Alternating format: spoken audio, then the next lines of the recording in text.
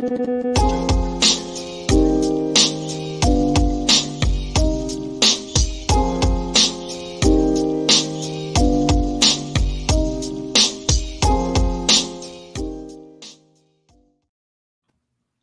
it still works.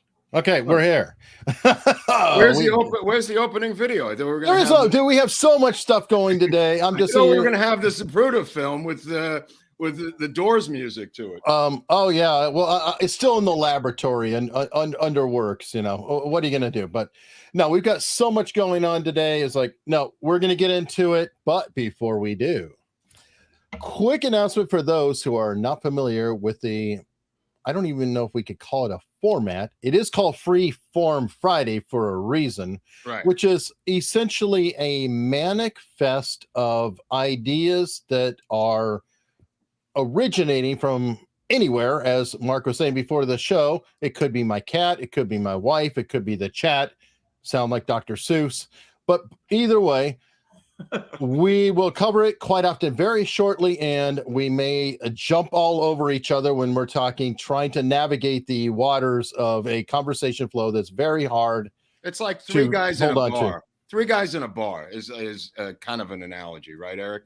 That's a perfectly good analogy. Right. I mean, you don't wait for your friend to stop talking before you start screaming about the Yankees rotation. You just start bellowing out, F the Yankees. Yes. Unless you're a huge Yankees fan, and there are many millions of those, and we're trying to get to 100K. So we welcome you. Sorry, pathetic Yankees fans. I was going to quote Reggie Jackson, who's got a new documentary on Netflix about Billy Martin and George Steinbrenner. One's a convicted felon, and the other one's a known liar. Just my Reggie Jackson quote of the day.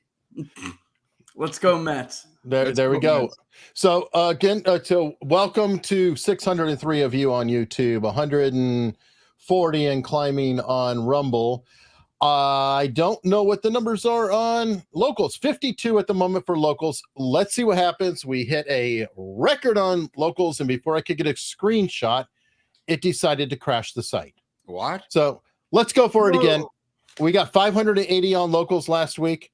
Let's see if we could do it and get me a screenshot. That would be amazing. Doesn't Viva get like 3 million on locals when he chases a squirrel with a camera? Maybe. Right? Rich, dude, how did we get what did we have on locals? 600? We had 580 on locals, I swear. I was literally going. Don't we have like 10,000 members on locals? What do they have? Day jobs? Probably. I'll tell you what, it's like that online too. It's really? Oh yeah. I mean, I don't know how many members we got, but maybe I think the biggest audience we ever had on locals was like 1,000. Okay. Maybe very close to it. But there was I'd have to check the election night stuff. That stuff is very not, when we have like Tuesday, we will, by the way, that is not characteristic of a typical stream, but locals is low. It's low for us too, compared, what you would think you would get.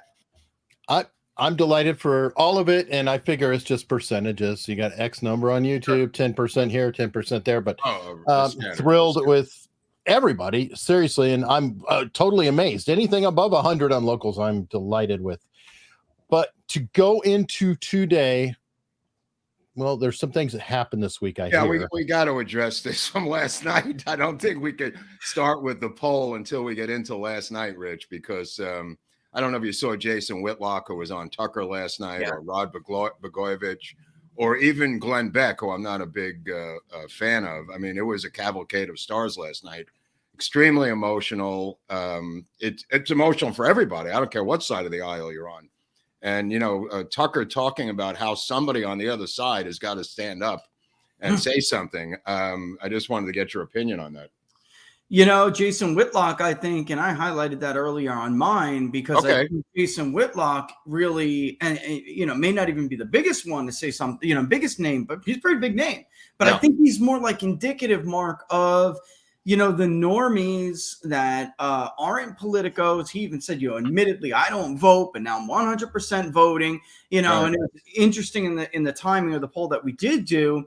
To me, that was the significant one. They all were noteworthy in and of themselves, but he was significant because I see a demographic in this poll. Right. Okay. Now, what was the question in the poll? I'm sorry.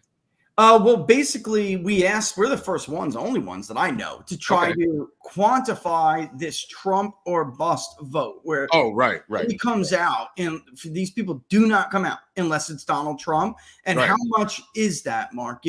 Last time you brought up, you were like, you think it's going to be a massive turnout. You have to see the size of interest. At this point, it's early. We don't have these numbers like this usually. This it wasn't about the turnout. To me, it was about the increase from the 85 million to that additional, what you called 8 to 15% on top of the 85, I think is what we were talking about. Yep. And getting to 105 to 115 a million, that is insane numbers. And I think you said there was about an 8 to 15% possible increase from the 85. Yeah. And I do think whether Trump is the nominee and how this plays out is going to impact that a lot. I do. Right. Now, can you send in a mail-in ballot from Rikers Island is really the question. Well, for a couple of bucks, I imagine you probably can. Right. Well, I mean, in California, they harvested votes in California, Corcoran State, Soledad, all the prisons got voting privileges under Newsom. Are they? Very true. Very quickly, before we go too deep into the Trump thing, I thought I would share a video that I played earlier on Layback News. So you do have a video. I knew it, Hunley. I knew you were holding back on us. Well, whatever. That's what I'm here for. Nate was kind enough to provide this to us. Now, everybody knows that Alvin Bragg is a truly level-headed person, has no agenda whatsoever, doesn't care a whit. I mean, he doesn't have anything. So let's look at Alvin Bragg from, say, 2 years ago, where we know that he's going to be showing how sober and level-headed he is, that he has no agenda whatsoever regarding Trump. And here we go. They're going to convict Donald Trump. Look, that is the number one issue. We know he's investigating. And what I'll say is I was the first to announce against Cy Vance. I too have a lot of issues, which is why I decided to run. I'm the candidate in the race who has the experience with Donald Trump. I was the chief deputy in the attorney general's office. We sued the Trump administration over 100 times for the Muslim travel ban, for family separation at the border. That's enough. I mean, we don't have to go into it. But no. All of which were overturned, by the way. He lost every single one of those cases. Every single one, Mark. Every single one, right, Rich? Yeah. Every single one. He may have sued 14 million times, but he lost 14 million times. And his boss refused to prosecute Donald Trump on this same sham. So, I mean, this is, it's incredible. The Southern District of New York, Mueller, when he first started digging into this, and I don't know how many people know this full story, but Michael Cohen, he lied on his financial forms to get loans. He lied about the value of the Medallion taxi company that was in his wife's name. So he started trying to sing like a canary when Mueller threatened his wife with 30 years. Everything they tried to validate or verify that he told them, they kept coming back that lie. So he kicks it to the Southern District of New York. The attorney general of the state of New York tries to take it up. Nobody would bring this case. The FEC, nobody wanted to touch this case except for this guy. And nobody knows what the case is. So we're like Turley said today, if you that's true. We don't know details. We don't know the case, but as Jonathan Turley said, giving you 32 counts doesn't make it 32 legal counts. It could be 32 garbage counts. Volume doesn't cut it, right, Rich? It could be every time on a document you're repeating the same. If they're arguing that they misrepresented how a payment was made or something, on every communication back and forth, they could hit them with another count. So it's we need to wait and see. But I've heard like 5 lawyers say this already. This is the first time for them that this has been, it's a sealed indictment, yet they're announcing these charges. Usually they're sealing it to protect the credibility of the investigation, right? The integrity of the investigation. You don't act like this. So I don't know why anybody would expect some serious bombshell out of this man. He's not a serious person. He's protecting the integrity of his CNN contract. Come on. You're talking about Alvin Bragg, or Of course. I mean, he's got to have a soft landing here somewhere. I mean, the guy's lined up a future for himself. What, a $2 million contract, something like that. Maybe he'll get a book too. God. Oh, no doubt. Yeah. That's definitely getting a book. I mean, the DA's office in New York. Which somebody, I printed this out. What the hell did I do with this? Oh. In between all this, I got onto the DA's website out of New York, and I found this document called "Getting It Right," and this is what he wastes his time on. This guy. This is a 9-page document on a terminology guide for the LGBTQILMNOP community, and in here is the proper way, like a lexicon of terms. That must be the guide for the USA Today and New York Times, where we're concerned about Nashville shooters. So I guess they're reading that guide too. Right, but I'm saying here is a direct document from the state, because they represent the state. I mean, in this case, the city. The city government. But here is a document from the people that are elected officials telling you how to speak. It's just astounding that this lexicon of terms is put out by Alvin Bragg's DA office. Astounding, absolutely. And everybody just goes, "Oh, that's weird." It's more than weird, people. It's the state telling you how to think, talk, speak, and definition of terms. I mean, you want to leave that to Funk and Wagnalls, it's fine. But here's the DA's office telling you what's legally and socially responsible in terms of dialogue. That's weird. Well, that's what Peterson was talking about in C-16 in Canada 7 years ago, 8 years ago. I mean, it's just trickling down. I mean, he called it out way back when. That's compelled speech. Speech. No, it's definitely compelled speech. And it's only in one area, but there may be other areas that are going to come out, other lexicons.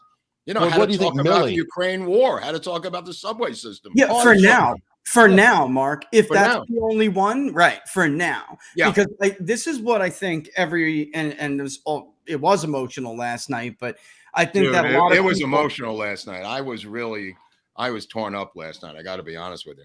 And then you get tweets from the former, Speaker of the House, Mark. And if you're not listening to these commentators and the people who are concerned about it, if you would see it clear as day what they're concerned about in that tweet. There's this sense that this side, or this one side, this ruling class, they don't believe in this anymore. Nancy Pelosi says, don't stop whining. You're going to have a chance to prove you're innocent. No, it's on Alvin Bragg to prove that Trump is guilty of the crime he has allegedly committed. They have everything backward, and they don't care what they destroy. What norms, what rule of law, what due process. Dude, how about the massive insurrection down in Nashville yesterday in the Capitol building of Tennessee? Right. And did you see how those police officers handled that, by the way? Somebody gets a little too crazy. They pull one aside. The crowd starts chanting, "Give him back." Or actually one was "Give it back," because I guess they didn't want to use a certain Give pronoun. them back, they were chanting. Give them back. Right? And, whatever it was. And the police officers are just doing their best to handle this right. Could you imagine if in response to the Trump indictment, Republicans did this in New York and bombarded the state legislature? Could you imagine they would roll out the riot gear? Folks. Well, here's the question, and I am possible, as Eric knows, I've been predicting this indictment for a long time. Yeah. You have. Yeah, you have. And sadly, again, I have been correct. I'm not happy about it at all. I wasn't happy about my predictions on the election. I'm not happy about this. But the question becomes, physically, how does this go down? What is happening right now in Alvin Bragg's office is every major cable and news organization calling him to discuss the arrangement of the physicality and the videotaping of the event of the arrest. That is what is being negotiated right now, 24/7. Them telling him that how they want to see how they want it, whether he takes that bait or does it their way or negotiates. There's going to be, for the next 3 days, and that's why he needs the week, to develop a Roger Stone definition of what's going to happen here. and they're all throwing their opinions in and the physical necessities that they have to make this work for them as a propaganda device, when it happens in a couple of days. That's what's going on in Bragg's office now, not the legality of the case, the physicality of the media event. And they're trying to stoke it, so they're praying for a riot. Absolutely. Praying for any kind of protest. That's a separate issue, Eric. What they're concerned with now is getting that photo op of him in handcuffs. Fuck the rock. Sorry. They don't care about what's going on outside. They want that photo and video of him in a perp walk. And Bragg's either going to do a perp walk, he's not going to do a perp walk. Whether they're going to put him on the cuffs or not put him on the cuffs, whether everybody's talking about how the Secret Service is not going to allow this. The Secret Service reports directly to the Biden administration. The Secret Service is not an independent operation. Just like Alvin Bragg.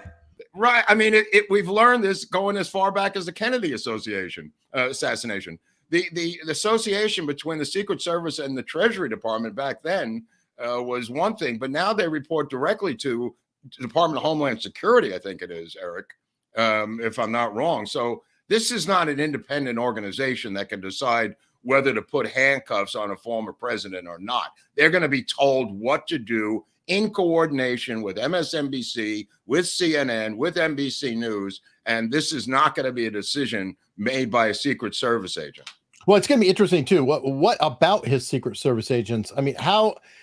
Consider that particular position and where they are. It's like, oh, what are you going to go stand next to him with the fingerprints? You're going to be in the cell. I mean, the logistics on this are completely they're insane. nuts. That's why I'm bringing it up now, because I had predicted this before. Yeah. And they're going to be told what they can and cannot do. Are they going to? How long is he going to be held? Where is he going to be held? They are going to try through bureaucratic means to drag this out as long as humanly possible. The holding of the former president incommunicado, whether it's days, whether it's hours, or whether it's weeks, they are going to go for the max. And that's why I'm talking about this now, because that's the next step, folks. How long is he going to be held? Where is he going to be held? When is he going to be held? Now, I brought up this morning the fact that Jim Garrison, the DA of New Orleans in 1967, tried to extradite suspects from around the country. And a number of governors, including Ronald Reagan out of California, refused the extradition request of the elected district attorney of the state of New Orleans, not unlike Alvin Bragg's situation as the elected DA in New York. In 1967, Jim Garrison was rebuffed by numerous governors trying to get suspects extradited to his case in Louisiana in New Orleans Parish. So, talking about DeSantis doing this now is not far-fetched. Well, do you trust that he will or won't? I don't know him that well, and he seems to not be consistent on. He's not consistent. What right? No, I understand that. But be. Robert Barnes the other day said that this thing has changed now. That this is no longer in effect. It is still in effect. There is no legal federal law that usurps the ability of a governor not to turn someone over for extradition. I believe. Unless Robert knows something I don't know. That's why I put up the 1967 tweet this morning, because unless the federal law has overruled this, which I don't think there is a federal law, a governor does not have to, in this case, DeSantis, turn over a suspect or witness or perpetrator to another state. And people can research that on their own. Yeah, I'm not a lawyer, but the way I understood it, Mark, people were arguing like the Ben Shapiro's, and I haven't heard Robert on this. I'm a little surprised to hear that Robert said that, because fact of the matter is this is a local DA. Even if it's a federal crime he's trying to hitch it to, the local DA is the one charging him. And but it's not a federal crime, Rich. That's what I'm saying. It's not a federal crime. And I think that's why DeSantis feels comfortable sticking his neck out and being a hero in this case and saying, I'm not going to extradite him to the state of New York. Now, Trump being Trump, I don't think it's going to be an issue, but it may very well be an issue. I mean, we talked about. If I was Trump, I might call his bluff on that, Mark, because I don't think he's serious. I don't. I think he did this. Okay. Look at Rasmussen reports. We were chatting back and forth on Twitter because it took him 48, 72 hours to put together a response the first time, which he bundled, when he came out and he made his little cute comment about hush money. I don't know what goes into paying hush money for a porn star. That was Karl Rove, that was very influenced by the consultant class. This time he had a tweet out within an hour. And as a pollster, Rasmussen, myself, we get that was already kicked, canned. I see. Around. Right. Yeah, so he had it out. What they decided is that they looked at his polling in the last couple. It's not just because of this. Ron DeSantis has been falling because of his other inconsistencies. Right. Not to switch to Ron DeSantis yet, because we have the indictment of the president. But I would, because of that, Mark, I may. Want to, I don't, again, I'm not a lawyer, but as a political guy, if I was advising somebody in this situation, I may, kick around the idea, man, that let's see if he's serious or not. Because I don't know about you guys. I don't care even if Robert's right. If I'm the governor of Florida, I'm the governor of North Carolina, I don't care what it is. I am not letting, in this kind of situation, right, I am not letting a local DA from Manhattan. Well, that's why I'm bringing it up, Rick. Yeah, go on. I'm not. I will call the National Guard. Right. I will do whatever I have to do. Come and get him, Alvin Bragg. I dare you. That's why I'm bringing it up. Absolutely. And you know what? If there's some technicality we don't know because I'm a lawyer, here's my response. I'm not a lawyer. Here's my response. I don't care. Because they don't care about breaking every rule, breaking every law, breaking every norm, breaking every social contract in the book in their pursuit to get this guy. So I don't really care. Again, the National Guard will be waiting for you. Step to it. That's how I would react. The question is this, though, because it's really up to Trump.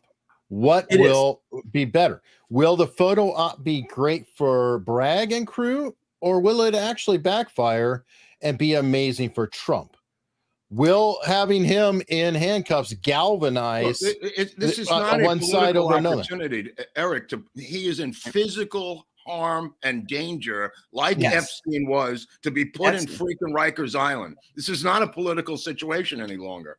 This is a physical danger situation. To allow Alvin Bragg to have this man incarcerated, whether it's in Manhattan or shipped out to Rikers in the middle of the East River, is not an opportunity that you want to explore for political purposes, in my humble opinion. Okay, I agree with that. But then he is also not a citizen, and Epstein's thrown out the picture because it's completely not the same thing. We're talking about somebody with complete Secret Service protection around them at all times. And again, we've got another issue. He might literally have to be with the Secret Service in a cell. I don't know how this breaks down. Right, but what I'm saying is he doesn't control the Secret Service. Biden does. He's not in charge of his own protection, Eric. Okay, and if he gets rid of the Secret Service, Biden I'm talking about, not Trump, he's just another Epstein. And I don't mean that, socially. Right. I mean that as a prisoner.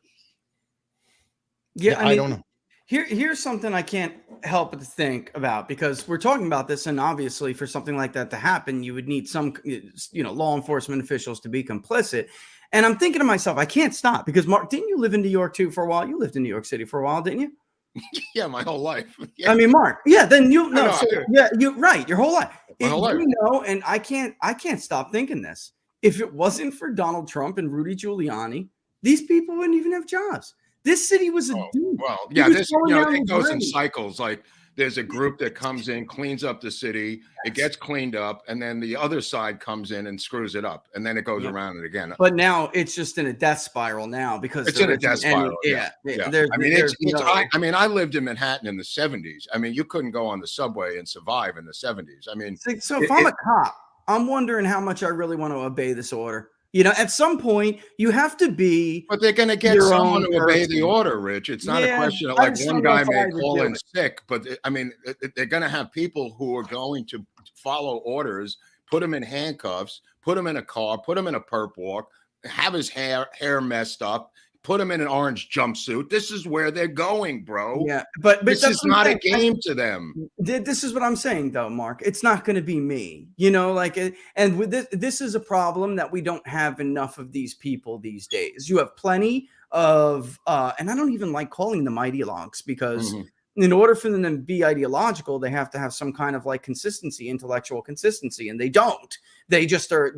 Their goal is the obtaining of power, relative gains at all costs, and they can have two totally opposing views in the same 24-hour period as long as it gets them what they want. So I don't want to call them ideologues, fanatics. Fanatics is what I want to call them. They're fanatics. And we have plenty of them, Mark, but we don't have enough people who are willing to say, no, not me. Sorry, I'm not coming in that day. Because he's rounding up every office. He's telling officers, it doesn't matter if it's your day off, you need to come in. Right. It's to that officer, any kid to that ice skating rink. You ever take your daughter to that ice skating rink downtown? I've skated in that ice skating rink. No, that's what I'm saying. Like if you're, that's what I would say to these police officers. Right. Yeah. Did you date your wife and take her to that ice skating rink? You take your little girls there in the winter to like ice skate. None of that would be there if it wasn't for this man. None of it. Should be ashamed of yourselves. Regardless of that, something's going to happen physically next week. So, I mean, not something. I mean, a number of things are going to happen. You don't think they're going to, negotiate sneaking him in? I mean, because there have been people in sealed indictments that have been brought in, printed, photographed, and snuck out the back door, and nobody ever seen. Right, but that's usually a politician who's on their side, who has some connections in that town. Whether it's Buffalo, Albany, New York. Costello could get this for him. You know what I mean? Like Costello. I mean, what's his name? Dershowitz came out the other day saying that they should ask for a moving of the venue to Staten Island. I mean, like they're going to grant that. Like they're going to. He also said they'll dismiss it immediately if Trump. And I'm not saying he's wrong. He's the lawyer. He's the Harvard professor. He's probably right. But if he really believes that's going to happen, I mean, then he's living 3 decades in the past. Well, I think he's offered to represent Trump, according to Robert said the other day. Dershowitz was on with Robert and Alex Jones earlier today, which I find odd combo. But Wow. Whoa. I do want to say I don't know all of it. I've just read here and there that they are negotiating. And there is the possibility. I mean, Alec Baldwin surrendered without leaving his state. So it is possible. That's right. If there's enough pressure goes down. Well, it depends on Bragg. Bragg has handlers too. I mean, there are people above him. He has bosses. The pressure on Bragg right now from the mass media and it's enormous, Eric. It's enormous. Of course it is. They want what they want, and he's part of their team, and he wants to live in that future world, that society that they create.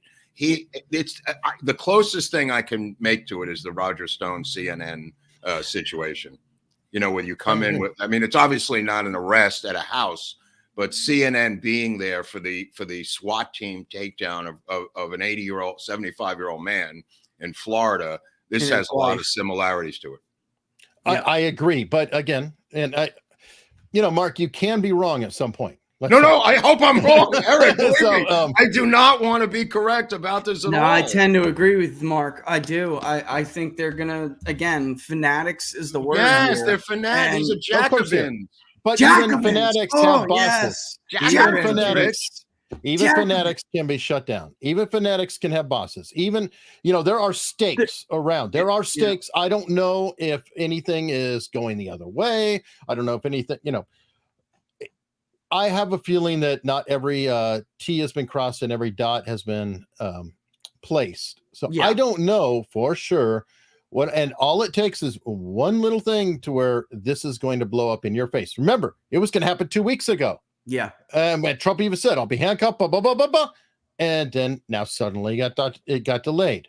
And then it did go through. So I don't know. My take on the delay is to put this together as a media event. That's my take on the delay. Well, I can actually have some insight into that. I didn't believe the guy at first. I didn't. I'm on the phone the day before it was a Monday. Remember, we were expecting his arrest on Tuesday the prior week. And I'm on the phone with Don Smith, actually, and I get a call from a source, it's like this message, but I hadn't spoken to them in a while, this source. And I know he knows this circle of people, and they're like, this isn't happening. His office is in a revolt. This isn't going to happen tomorrow. And I kind of brushed it off, and I did tell it to the locals community. I said, I just heard the craziest thing. We'll see if it happens.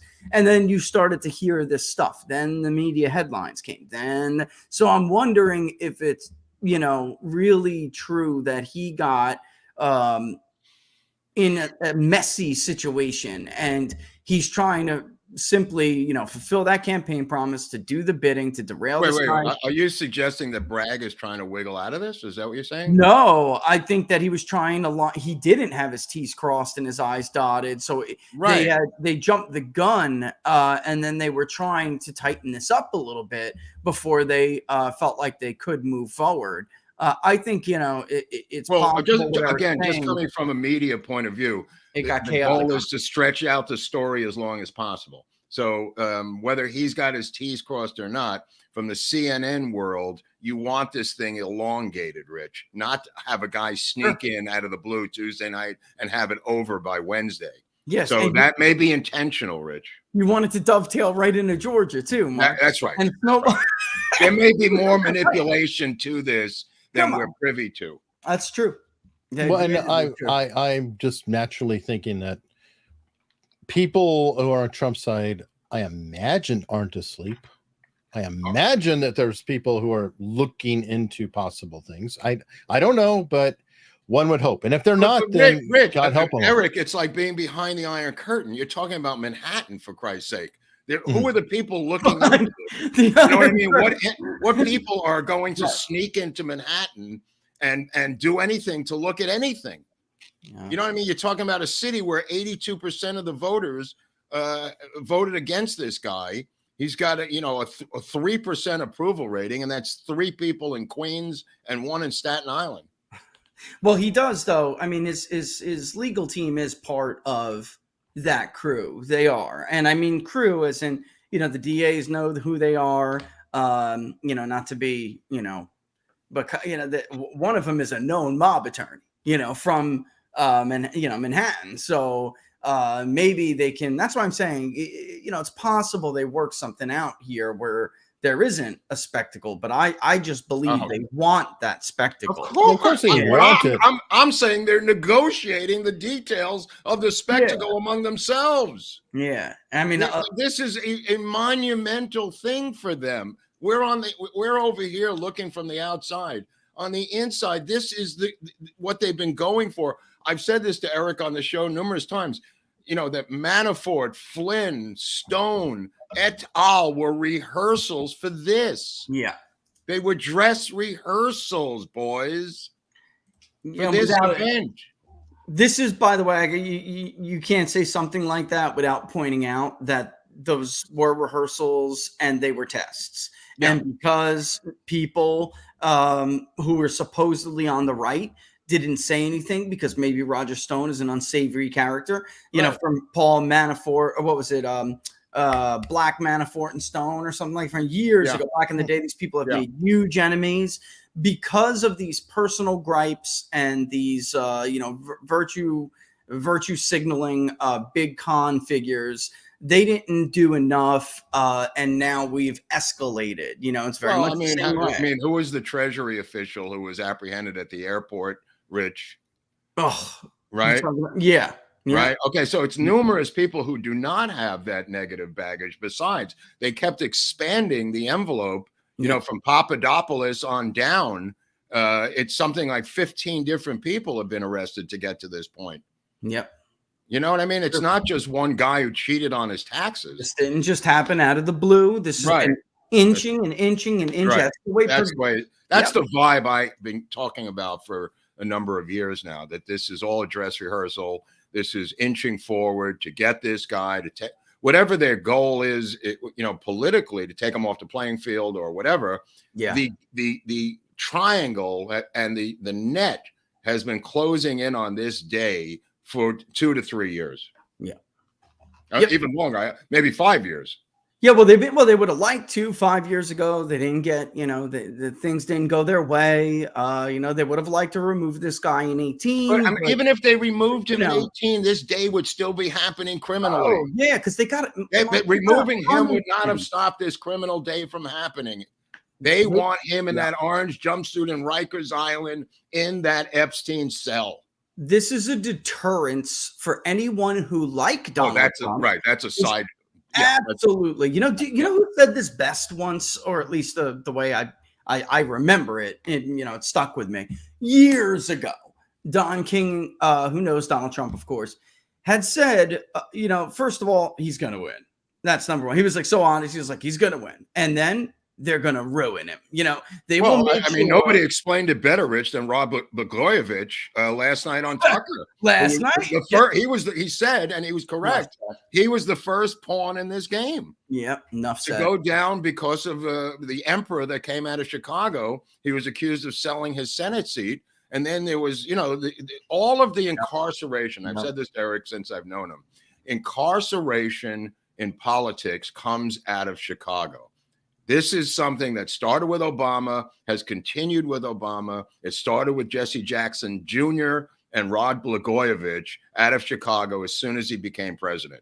That was his revenge on these two cats. And by the way, warning to you leftists, if you think you're immune from this, right? That's what Blagojevich said.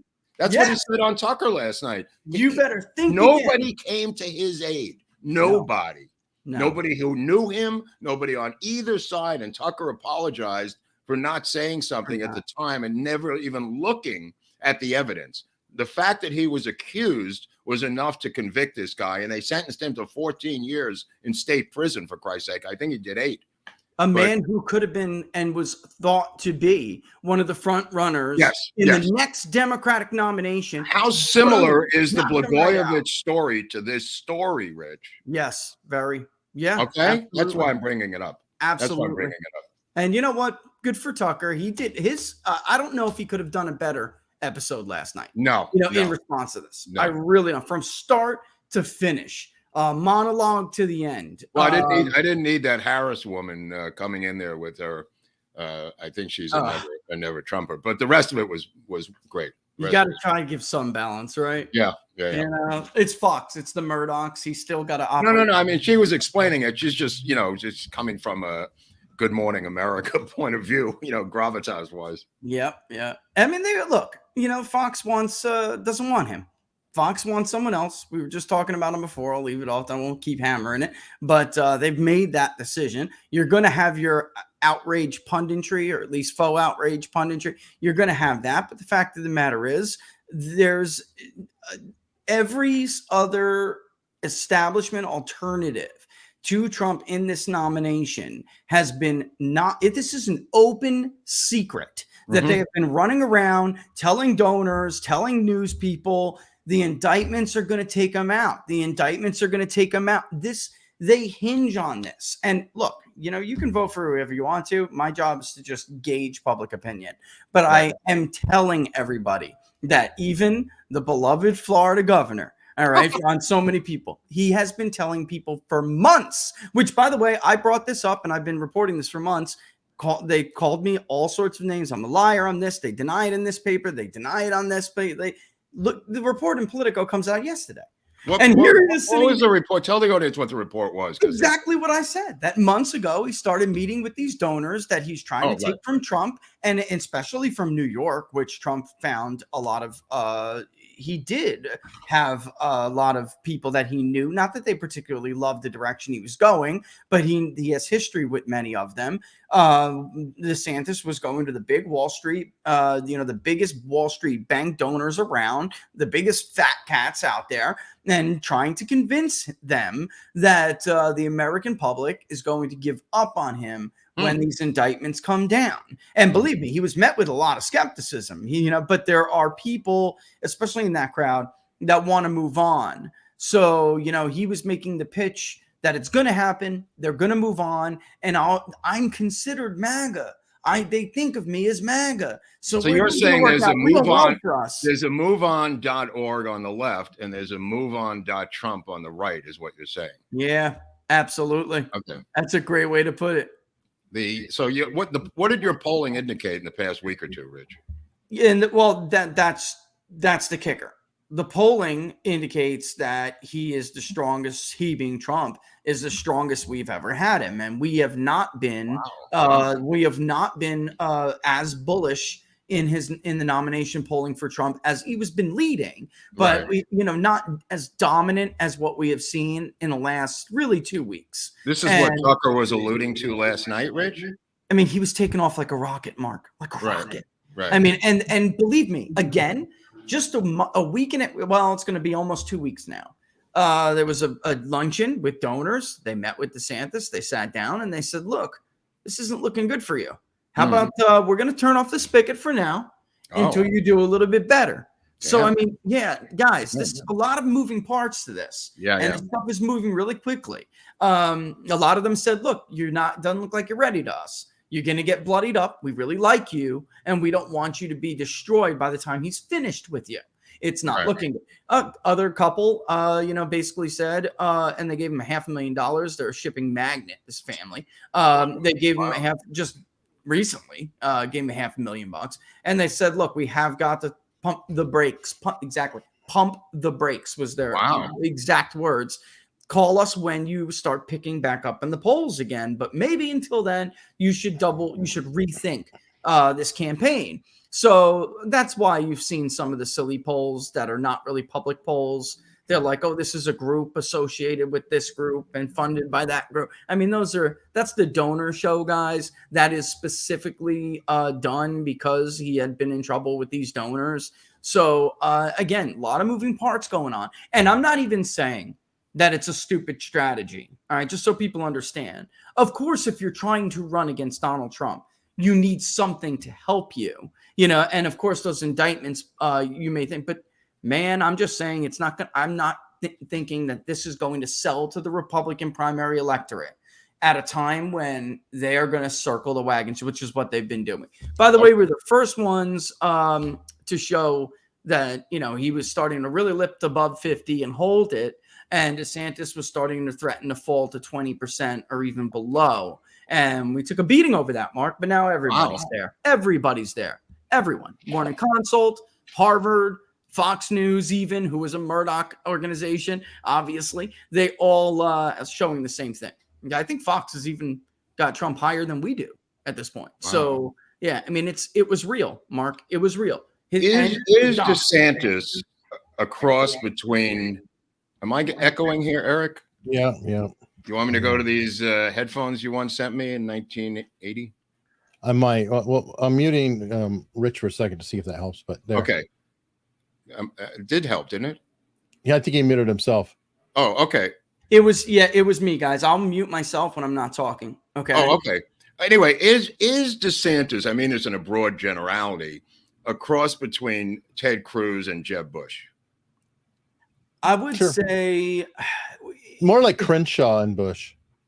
Well, Crenshaw, we don't know what his thing is yet, but we do know Jeb and we do know Cruz. Politically, I don't think Cruz is as much of an look, and I know some people are going to get mad, but this is just reality. I don't think Cruz is as much of an interventionist as DeSantis has shown himself to be in the past. I mean, he can say what he wants now, but Barnes, you guys watching What Are the Odds on Monday?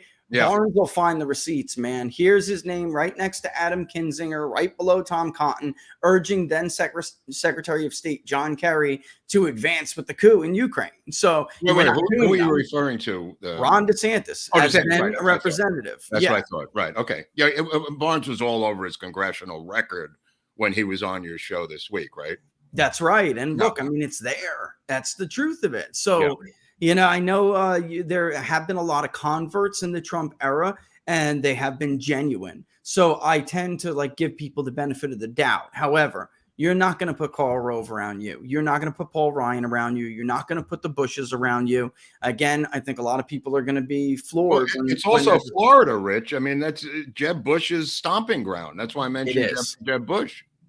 It is. And, the fact is the people that had been giving him money, the Bigelows, one of Obama's biggest bundlers. I mean, these are interventionists. I mean, people don't understand the donor does not listen to the candidate. the candidate listens to the donor. The last time we had a major presidential candidate turned president who stuck it to these kinds of big donors, this with the level that we're talking about, was Richard Nixon on the EPA and on his and on détente. And guess what happened to Richard Nixon? So they made their point years ago. You don't do this to us. When you get to this level, you know, we're not talking about mini donors. We're not talking about, you know, midway donors. Bigelow is a big guy. When he tells you to do something, you do it. It's that simple. When you take money from these kinds of people, you lose your independence.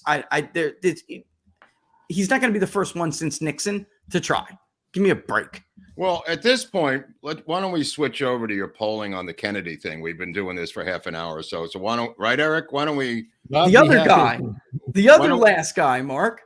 No, I mean, we need to lighten things up because we're going from a bad thing to an assassination. So you're right. We need you didn't have to say the word. There's other words for than the ass word, Eric. You can use, you know, political elimination. Oh, God. Wow. Holy shit. You mean what I'm telling you is sinking in? No, I'm just being Eric's conscience. I ain't going to do it, but to hear you say it is funny.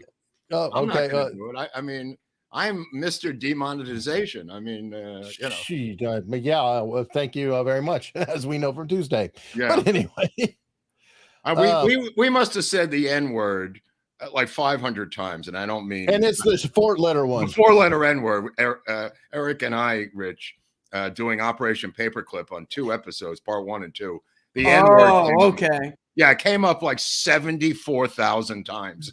And then Mark throws in 2 or 3 just. I threw in some extra ones at the end just for the hell of it. But Barnes scares me too on What Are the Odds. He does. Like, you know, there's not much I can stop. There's not much I can do to stop him. I know. And he's going on, and I'll see where he's going, and I'm like, oh, here comes a strike. You know, but the truth be told, the last strike they gave us about a month ago, all we were doing was talking about this, but we were talking about it in the sense that, you know, not a poll result. We were talking about it in a different way. And, you know, they accused us of glorifying violence, which was the opposite. Of course, we were not glorifying violence. We were obviously condemning it. But when you know, you never went on appeal, but I said, I demand for you to point out to me the timestamp when we glorified violence. After they would do what they always do. They ignored it. They reversed on what the violation was. They said, you're denied, your appeal's denied. And when I looked at why it was denied, it wasn't for glorifying violence anymore. It was for harmful conspiracy theories. Oh, yeah. So they considered this a harmful. Is that a real phrase, Rich? I kid you not. I kid you not. And I'm like, I mean, there are harmful ones and there are good ones. Of course. Hey, well, technically a birthday party is a conspiracy, right? Okay, I didn't know they delineated like that. Harmful. I don't know. Well, getting into the polling, which is where I wanted to go with this cockamamie story. Years ago, Gallup used to come out with polls all the time on this, as Rich is well aware. And my peccadillo with this thing was always that they included in the poll. Is Rich gone? Is that him? I'm not gone. I'm good. Okay, so the peccadillo that drove me crazy was every time they asked the question about the conspiracy in the JFK assassination, they said, did Oswald act alone or did he have other conspirators with him? And no matter how you take this, always Oswald. Right, it's Oswald. Like when Oswald stopped beating his wife, did other people in the neighborhood beat his wife? You know what I mean, Rich? Like like you talk about this all the time. The phrasing of the question is indicative of the answer in the poll. Mm-hmm. And if you look back on all the Gallups, and usually they're anniversary Gallups on the conspiracy thing, it's always included with the given that Oswald, was one of the conspirators. And just so people out there know who follow this channel, which are well aware, almost every researcher in the JFK community believes that he was not involved at all. And there's no question. Right. And that's every top researcher. Nobody puts him in a made up sniper's nest that was built by the Dallas Police Department an hour to 2 hours after the assassination. Nobody does that except the Gallup poll every single anniversary. And that's what I just wanted to get to that. When that's what, Rich, that's framing, right? Or anchoring. Yeah. When you're putting it, you're saying it's A or B. Which of A or B are you looking at? Right. Really, it's Did both. Oswald act alone, or did he have Confederates working with him? That's really what they're saying. There's no Gallup poll saying who or what was involved. Was it a conspiracy with Oswald? That they never asked that. And I because I even dug through. Rasmussen has a lot more, to quote Hemingway, cojones, right? Yep. And, I looked through their archive and they had asked some pointed questions, but nothing that is directly related to whether people even believe the official account or, the Gallup version of it. So what we did, and by the way, I left that up just to show you, Mark, how certainty to vote at 82% this early in the cycle is insane.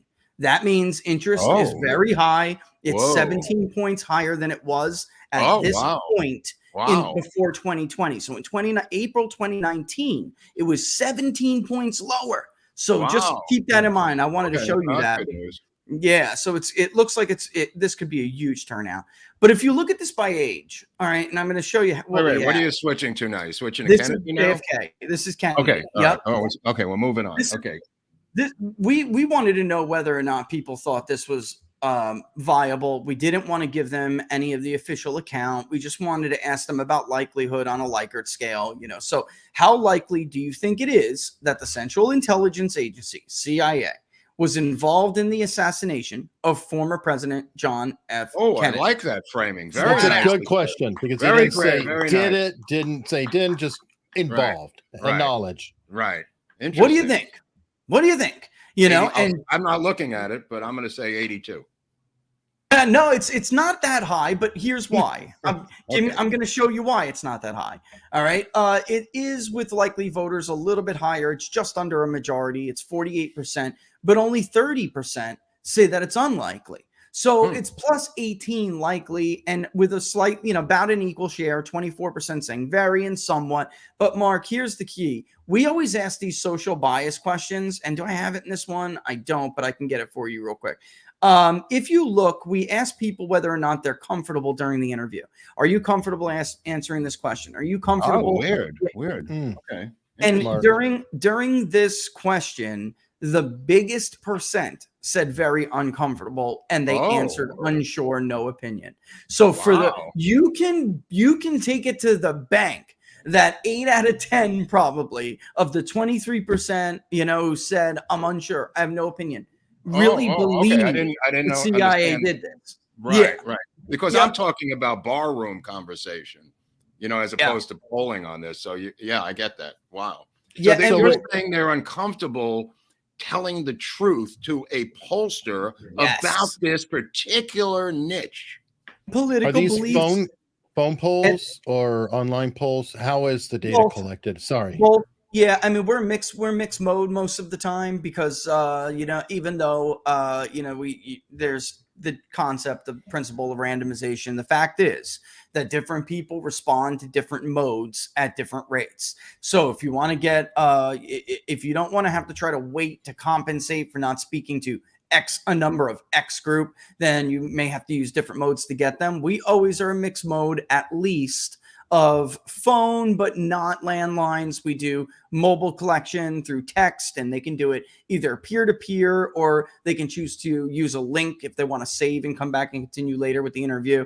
But it's a live agent who's doing the interview with through their mobile phone. You're literally responding back and forth to each other. And then, I asked, and sorry to interrupt, but I'm kind of interested in this end of it. The fact that it's through a phone would mean that a lot of the people who are, quote, uncertain could also be concerned about a monitoring of devices from some agency somewhere who could reflect it. And this is a problem. So I'm only stopping to ask because it's like, how do you collect this kind of information with a possible fear from people? And again, sorry to interrupt. Eric, on the peer-to-peer, Edward Snowden telephone line too. And no, seriously, because guys, on the peer-to-peer, the SMS, when we would get to this question, we actually had people respond back like, wait, who is this again? What firm is this again? Like they are absolutely, and not everybody knows who I am, you know. Right. So you may hear Big Data Poll, it may sound familiar, but I don't say, hey, Mark, this is Rich, the People's Pundit from Big Data Poll. It'll just say, hey, Mark, this is so-and-so, whoever the agent is, because we have multiple agents that do it, obviously, from Big Data Poll. And we'd like to ask you your opinion. Can you give us a couple minutes of your time? We're doing it. And actually it says, this is Big Data Poll. We're conducting the public polling project, the first ever publicly funded, crowdsourced periodic national survey. That's exactly how the prompt starts. So they can interact back and forth. And most people will choose, even through the phone, most people will say, hey, can I get the link? And then they'll click and try to take the online version. We saw people start the survey, get to this question, because the software, we can see them do it, get to this question, and then send a text back and say, hey, you still there? Who is this again? It's obvious. And we'll ask people, we call them social bias indicators. How comfortable or uncomfortable are you being truthful about your beliefs, answering this question, whatever it may be? We have different ones for different contexts, and then we'll give them different groups of people. So how about your friends? How about your family? How about your neighbors? How about your coworkers? What about complete strangers? Oh, and by the way, pollsters. So we can see how much of a signal they throw, and that's what we call it. Follow-up question on your link. After you send them a link, do results start coming in from Uzbekistan or Mexico or different countries all of a sudden? No, they can't. They're not doing VPNs. Can't send. No, that can't happen. That because really, or you mean, are they sharing it and giving it to other people, or having VPN? No, I think Eric means Eric means odd sources from. No, I'm saying, let me turn on ExpressVPN, who's not a sponsor this week, but I wish they were, and say, here, let me reply right back to that from England, or wherever. That doesn't, honestly, that doesn't happen often at all. The only time we ever get, we do have some testing people run it through other people, and that sometimes one of those guys, but that's a test, is in like France or England. I mean, these are worldwide companies. Rich, maybe you can explain the flaws in, this is from 1963, the original poll by George Gallup.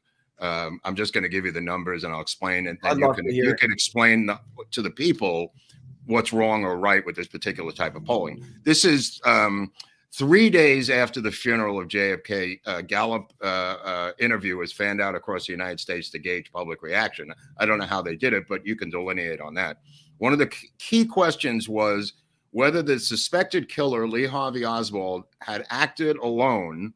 America's hunch was that he hadn't. So here are the numbers based on that. Assassin acted on his own, 29%, Rich.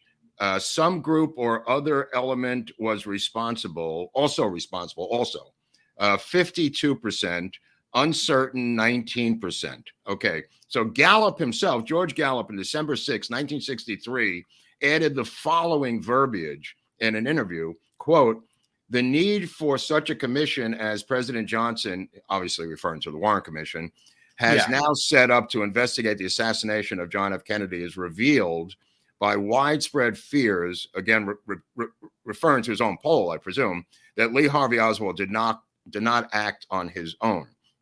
And it says few details are available about the poll, is why I'm asking you, other than it is mentioned in the original news release. However, it appears that the lone gunman question was followed by a probe asking respondents who they thought was involved. So those are the numbers. And then later in the thing, they asked them who they thought was involved, which gets us to the meat of this problem.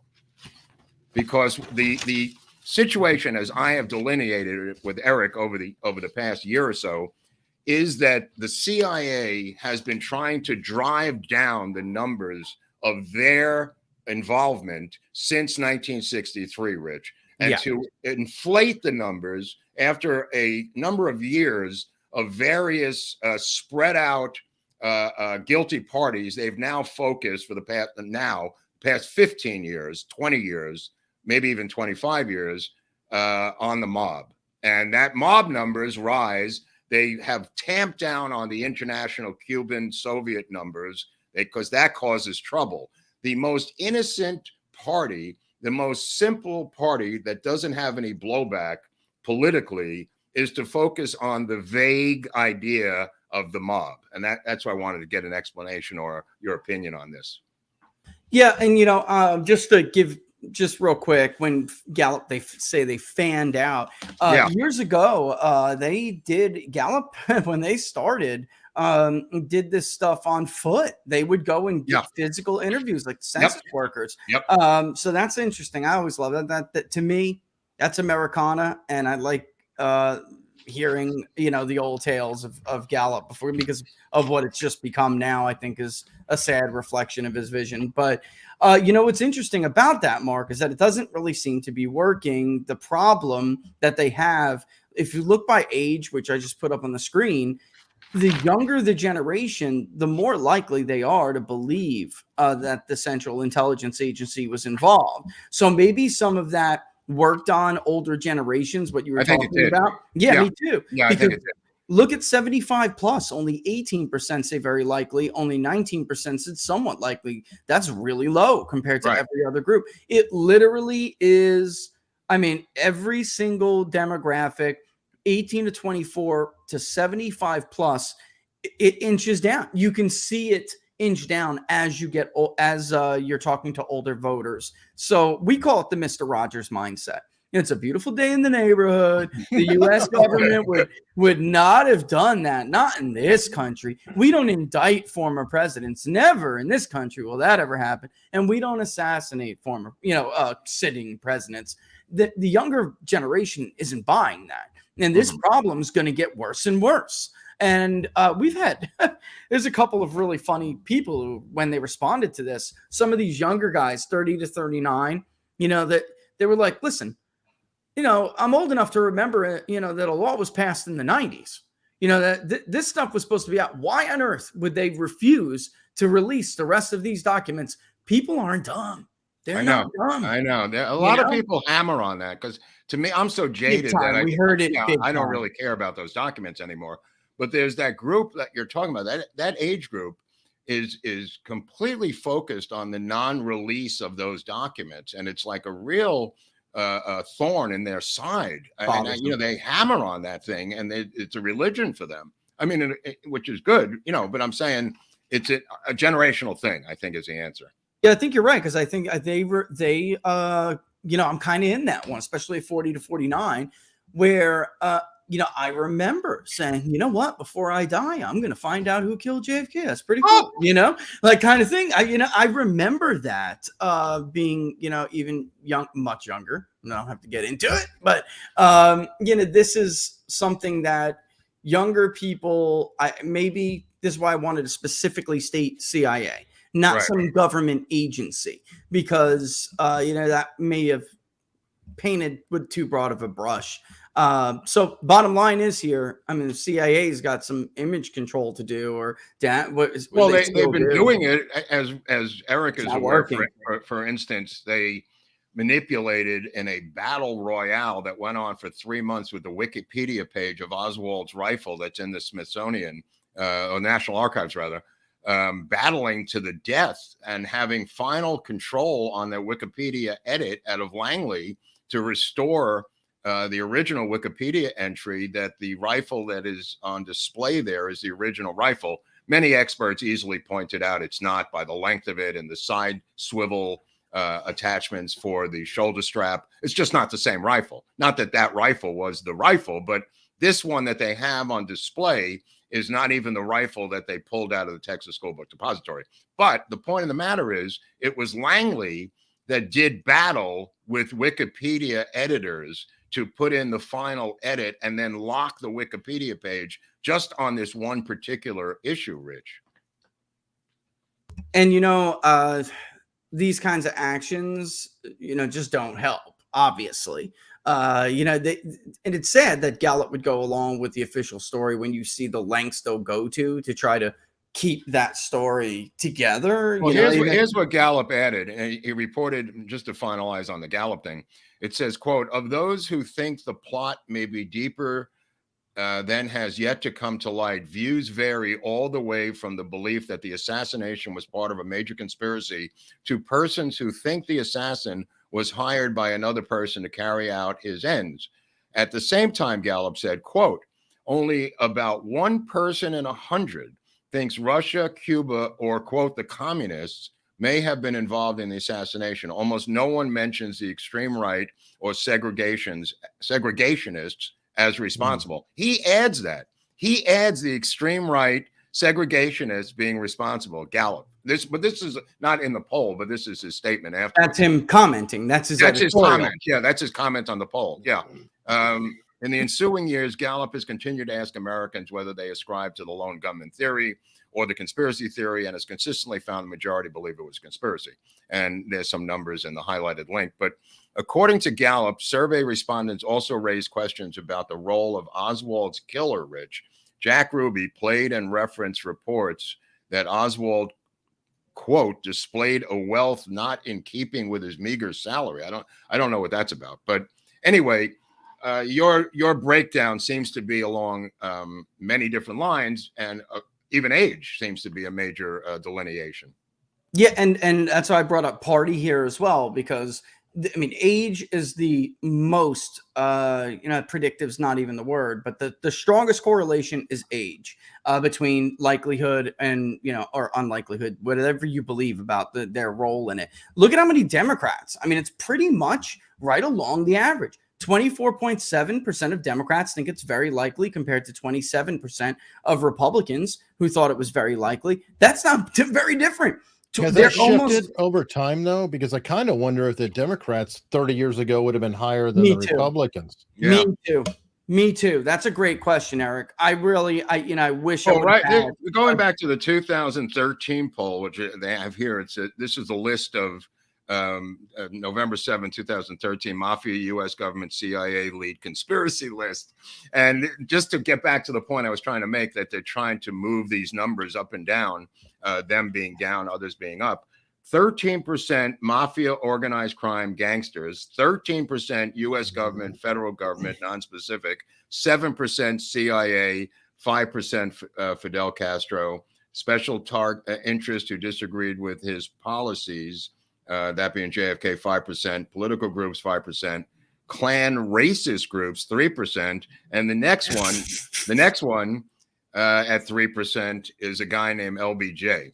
Now, my friends in Texas who have told me, who are a little bit older, have told me repeatedly that when the assassination happened, the entire state of Texas believed LBJ was involved, not the mafia, not the CIA, everybody in Texas. And they could chime in the comment section, because I've heard this from Texans over the years, that everybody believed grandfather, grandmother, father, son, nephew, it's got to be goddamn LBJ. He's got to be involved in this thing. Dag nabbit.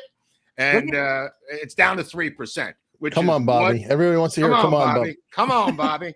The 3%, the goal of driving down or up these numbers from this guy's point of view was LBJ's own saving his own ass to drive his own numbers down to 3%. And I think if he was alive today, that 3% would drive him insane.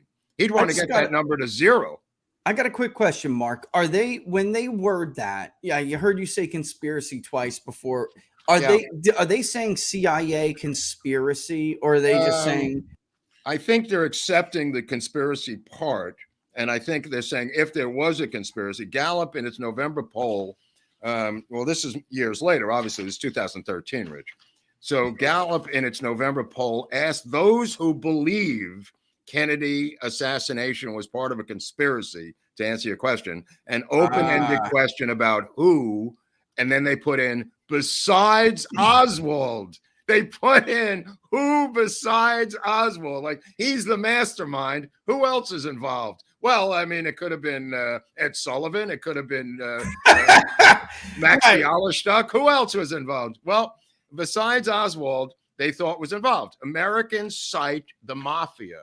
Number one, it's tied with the CIA, tied. at I think 13%. I gotta say though, if they use that That's federal word, government, by the way, it doesn't say CIA. if they use that word conspiracy, in the question itself, that I would argue is already going to soften the numbers across the board, because the term conspiracy theory wasn't even in the American lexicon before the JFK assassination. Well, And then it was created specifically for the book Rush to Judgment. So when it came out, when the book came for out. them to use that, Mark, for them to use that specifically in the question is just garbage. It's garbage. Well, the point I'm trying to make is the CIA is at 7%. The U.S. government is at 13%. So they're delineating. Really 20. That's 20 right there. But I'm 20 saying combined. But on top of the poll listed physically is the mafia at 13. And there's nobody who's a legitimate researcher who believes the mafia was organized enough to kill JFK. Did they control the autopsy? Could they control all these different things? No, of course not. Was Ruby mobbed up? Yeah, he was. But that's a separate issue from the 13% that they say, which is what I contest is that was their goal, was to get this to be number one on the hit parade with a bullet. Yeah, and you know what? Maybe that there's room somewhere in a follow-up question, or I'd have to look at it to see, because I don't want to taint the answers to this one. No, but I'd love to work with you on a future. If you do a future one, I'd love to work with you to get this wording correct. Because you want to know how many people think it was the mob, right? That's because yeah, and how many people believe it was not just the CIA, Rich, because that is also disingenuous. Because the CIA was not ONI. The Office of Naval Intelligence was who Oswald worked for. When he defected, he was part of a 13-person program that defected behind enemy lines to Eastern Europe. And he particularly, as an ex-Marine, worked for ONI. He didn't work for the CIA. The CIA had a file on Oswald, but he didn't work for the CIA. He just happened to have a file on him, a 201 file. But he was ONI. And as they said, once ONI, always ONI, which is a slogan of ONI, the oldest intelligence organization in American history, going back to the 1890s. So, go on. Because of what was in the news as of late, the CIA was definitely, for me, that's fine. The right way to put it. And I got to say that you also said that question was, or at least Gallup's was open-ended. Open-ended format. So then, honestly, you don't know what the hell they said. That's right. I know. That's why I wanted to ask you, because we have a sophisticated program that runs through words, tries to match them and pair them together, so we know whether or not somebody is referring to the same thing, but using two different ways to say it. For instance, if you are pro abortion, you could either say pro-abortion or I'm for women's reproductive rights. Right. So back then, believe me, these tools are relatively new. Well, this is from Gallup. I got this from Gallup's website, and this 2013 discusses the survey methods here. It says results are based on telephone interviews, Rich, conducted November 7th to November 10th, 2013 on the Gallup Daily Tracking Survey with a random sample of 1,039 adults aged 18 and older, living in all 50 United States, District of Columbia. For results based on the total sample of national adults, one can say with 95% confidence that the margin of sampling error is minus 4 percentage points. Yeah, blah, blah, blah. Yeah, so, but bottom line is it was up to the individual interviewer who was conducting that survey. They weren't giving them a list of different potential choices. Open-ended, meaning, hey, who do you think it was who was involved in the assassination of JFK? And then that individual interviewer is going to use their discretion to decide whether or not that's a reference to CIA, that's a reference to another government agency, or whatever. And truth be told, it is probably, maybe you could say, such as CIA, maybe, that the U.S. government intelligence, how about U.S. intelligence agency? U.S. intelligence. Yes. Yeah.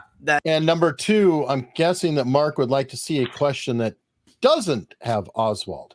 Right. Of course. That's why I keep harping on it. Yeah. Right. I didn't think you can't get to the true belief if you're going to inject Oswald into it, unless you're going to say which is more likely, that the intelligence community is responsible for the death of or the assassination of John F. Kennedy or Lee Harvey Oswald. You could give them a choice like that. Yes. That may actually be that's a good way to do it. That's a good way to do it too. Right. Yeah. If he acted alone, if he didn't act alone, who do you think worked with him? And if he was not involved at all, which would be a third choice, who were the likely people who would be doing this or involved? This time, what I was primarily thinking was because this shows intensity. So do you have a strong belief? Look, very likely was still bigger than very unlikely. But the truth is, they're both pretty much evenly distributed, whether you think it's at least somewhat likely or you kind of believe it. Because if you're saying it's very likely, then it means you believe that is most likely. The most likely outcome is that's what happened if we were to find out, with the magic crystal ball or whatever. So yeah, I mean, I didn't get what I thought I was going to get, which is smaller, significantly smaller, somewhat likely, somewhat unlikely. That didn't happen. It's pretty balanced, from whether if you thought it was unlikely, you were relatively split between somewhat and very. If you thought it is likely, you're relatively split between very and somewhat. So I wanted to know if there were intense feelings on one side or the other, like disapproval. Do you approve or disapprove of the job the president's doing? I strongly disapprove or I strongly approve. I didn't, I'm a little bit shocked. I thought that whether it was very unlikely or very likely, we were going to see, some significant difference, but it didn't. It didn't happen. And again, if you look at it by party, this blows me away. I think a lot of this is just independents being a little bit less likely to want to give their beliefs. Definitely those third-party voters. But Eric makes a good point. 30 years ago or 20 years ago, Republicans were running around cheerleading for the Department of Homeland Security. Oh, yeah. They were like, Patriot Act, Patriot Act, Patriot Act, round up the Muslims. I mean, the Democrats were the ones who were like, beware of the deep state. Beware of the deep state. Now things are different. So, I'll tell you, they're not much different from 2017 because this document here is from your arch nemesis, 538. Yes, let me give you the 538 numbers here from him. I'd like to see this is from October 17th, 2017. Commission Survey Monkey, who I know you're not a fan of. 5,130 adults. Only 33% of Americans believe that one man was responsible for the assassination. A majority, 61%, think that others were involved in a conspiracy in every single demographic group. It doesn't even vary. Let me just give you some numbers. Male, 62% versus 33%. One man killed JFK, 62 others were involved. Female, 60 to 32. White, 56 to 38. College graduate, 52-42. No college graduate, 65-29. White college graduate, 46-48. That's a weird split. But on the other side of this thing, Republicans, 60% believe others were involved. 36% think that one man killed JFK. Democrat, 61-36. Hillary Clinton voters, 59-38. Donald Trump voters, 61-35. I mean, these numbers are so close, Rich, straight down the line. I like that question, by the way, the one man versus many. That's actually a good question. I know. It's not bad. It says a majority of men, Rich. A majority of men, women, white people, people of color, registered voters, non-registered voters, old people, young people, Democrats, Republicans, so on. It's roughly 60%, no matter what the thing is here. Anyway, I just wanted to give you the 538 take on this. Even in the format we did is a little bit different, but Survey Monkey, not a huge fan of, but that's not a bad way to ask it. And, they got to the core, or at least they are finding something very similar to what we're finding, which is if you think, if you don't subscribe to the Lee Harvey Oswald official story, then it's pretty much across the board. Look at race with me as well. I mean, it's basically across the board. You have it looks like whites are a little bit less likely, but not much. I mean, it's well within the sampling error because sampling errors for subgroups are higher, so we're not talking about these massive differences. And even by education, the one that's remotely different, guys, is pre-high and secondary school. It just did show that it's also a smaller sample. It'll be great. You get a call on the phone. It's from Deep State Polling. And you go, who? You go, yeah, we're a company called Deep State Polling. Where you're like, who is this? Never mind. Just answer the questions, ma'am. Your caller ID says Langley. Says Langley. That would be great. Deep State Polling. No, a psychological experiment. That would be right. Yeah. Literally go identifying yourself in different ways. Right. And getting the results according to whom you're identifying yourself as. See, now though, if you break it down if you nest it with race and education, it does start to iron out some of the education anomaly with less than high school, because it's such a small sample that obviously that's why you can have, 50% saying very likely instead of the rest of them. But when you break it down by high school or less, and you break it down by race and you nest them together, then it starts to stabilize. And it's pretty much 25, 23, 24, 24, 24, 22, very just across the board. Right. It cuts across every way of every line that we have in polling. Remarkable. Really is. It's actually remarkable. This is one issue where the American people can agree upon.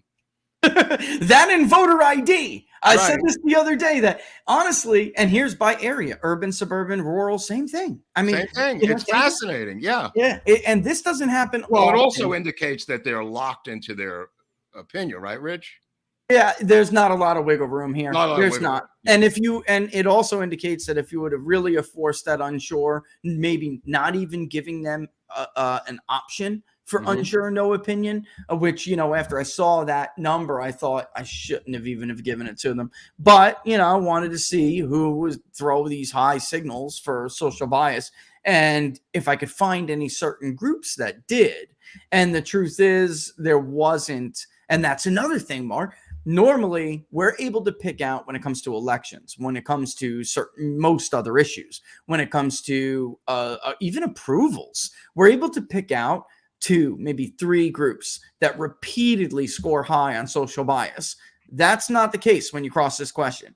It's basically the same chunk from each group that is just skeptical, and it's like, I don't know if I want to tell you. And you brought up that this would be a great experiment. Langley on the caller ID. Hey man, this is Mr. Comey from Deep State Polling or something. You just go, this is Jeff Comey. Are you any relate? No, I get that all the time, man. But let's get to the questions. It reminded me of this crazy social experiment I saw, which was this guy. Oh man, I'm forgetting his name. Probably a lot of people know who he is. He's a mentalist.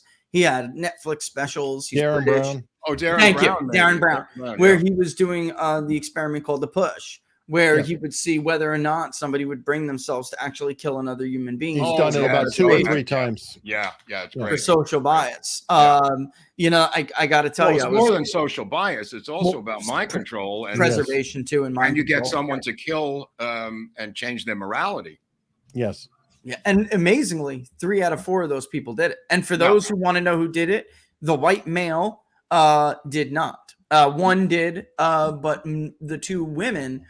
One most definitely categorized as Karen. Push that guy right off that building. Today they'd have to put in transgender today to see if they would shoot up people or not. So that would be a new. All right. So how about some super chat and tips from locals? Oh, wait a second. Hold on. Today is today's Heroes of the Blues star is William Moore. This is a new segment that Eric and I are going to have each week. A new Heroes of the Blues starring today, William Moore. Let's see what he did. A barber by trade, William Moore was born in Georgia around 1894, Rich. His 8 recordings at single Paramount session in 1928 stamp him as one of the few instrumentally oriented performers of the era. Moore's music may echo to the happy-go-lucky ragtime dances popular before the heyday blues. He died in 1955. Today's Heroes of the Blues, William Moore. Okay, go on, Eric. I'm sorry. All right. Well, here we go. Locals tips. Brian 26. Marks, do you think the trans shooter phenomenon could be products of the MK Ultra being activated to further the left's cold civil war tactics, et cetera, et cetera? It's a long question. It's a long question, but this is something we've dealt with before, and I've talked about it before. I believe there's some newer version of MK Ultra that has been operating and indicating itself and showing itself through TDS and other scenarios. So this particular thing, whether you want to refer to it simply as MK Ultra 2 or whatever you want to call it, something is going on out there, and we don't know what it is yet. But maybe in 10 or 20 years, when it's revealed, we will look back and see that there was a program. I believe it's subliminal through news, and I believe subliminal messaging is quite powerful and quite real. And I believe that's what's going on. Some new variation of it. What they made it illegal because it didn't work? They made it illegal in the late 70s because it did work. I know, that's why I'm saying. No. I know you're joking, but I'm just saying the subliminal stuff, subliminal advertising, subliminal messaging. You know, with people who are watching so much cable news, what better area, Rich, than to use subliminal messaging within someone who is watching 16 hours a day of cable news during the impeachments, during riots, during, George Floyd. That is an area where politically motivated, and this is just my opinion, I have no evidence of this, it's just a hunch, where politically motivated subliminal messaging would be extremely effective. I'm going to go a little differently on this one and say, yeah, that's cool, but that's still old school. I think it's even more powerful if you look at what the algorithms can do in manipulating your Twitter feed, your YouTube preferences, and your Facebook feed. Absolutely. To where certain comments can surface one way or another. I'm painting with a broad brush, Eric. I'm just generalizing. I agree with you. I'm just generalizing the whole thing. I completely agree with you. Yeah, if I could weigh in on that, after 2016, when Trump was being inaugurated, somebody had given me a memo from people who worked with David Brock, and basically it was outlining how they were going to resist, and nobody heard of the word resist back then, and it was a giant, and with the help of companies and media and entertainment, it was a massive social bias campaign put together in a coherent strategy. And it knew exactly who they were going to target, which was white suburban women, minorities who may have went off the reservation. Basically we're going to have anti so-and-so yelling at, young 20-year-old in the family for going off the reservation. You're not a true black person. You're not decent. You're not a decent woman. You're not a moral person if you're in the suburb and you're a white woman and you support Donald Trump. It had been going on for years. The news, without a doubt, let me put it this way. They were talking about this before there was any evidence in the polling that it was true. So white suburban women were not abandoning Donald Trump at the time they started this, and at the time the media even picked up on it and started pushing these stories. We had seen and heard a little bit about it before the election, but then the truth is Trump carried those women. Hillary Clinton famously said, it's really sad these women, just listen to their husbands, right? That's part of it, right? So if you voted for Donald Trump, that's kind of sad that you're a woman who really still obeys their husband, right? Well, that was the time that Hillary was working with Cialdini, most likely. So that Scott Adams, he's saying a lot of interesting things, but especially back then, I think that he was on track with what he was saying, because there was a time right around late summer and starting to get into fall, all of a sudden her messaging was coming really strong with the dark, what you just said right there about listening to the husband. Robert Cialdini, the legend who wrote Influence, there were questions about his being around the campaign. And let's just say that the messaging started to get much better. It's been a while, but if you think back, she did just suddenly seem to be a little bit more on point, and the messages were stronger, much more visual, things like that. Things that Trump was already doing when he was saying build that wall, the visualization, that was stuff that was very helpful to him because he is working mind control this whole time too. Now, I'm not going to pretend that it didn't go both ways. Well, he was using this. Eric, what was the name of the social scientist who was did all the studies on Google saying how they could move the election needle? Robert Greenberg? No. And it was a Jewish name.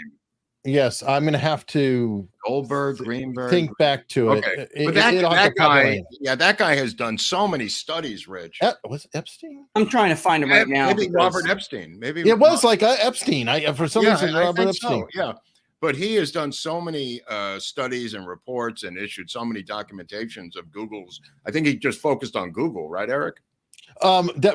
Yes, Google there was that search. one. Yeah, Google search, how they were moving the needle, Rich.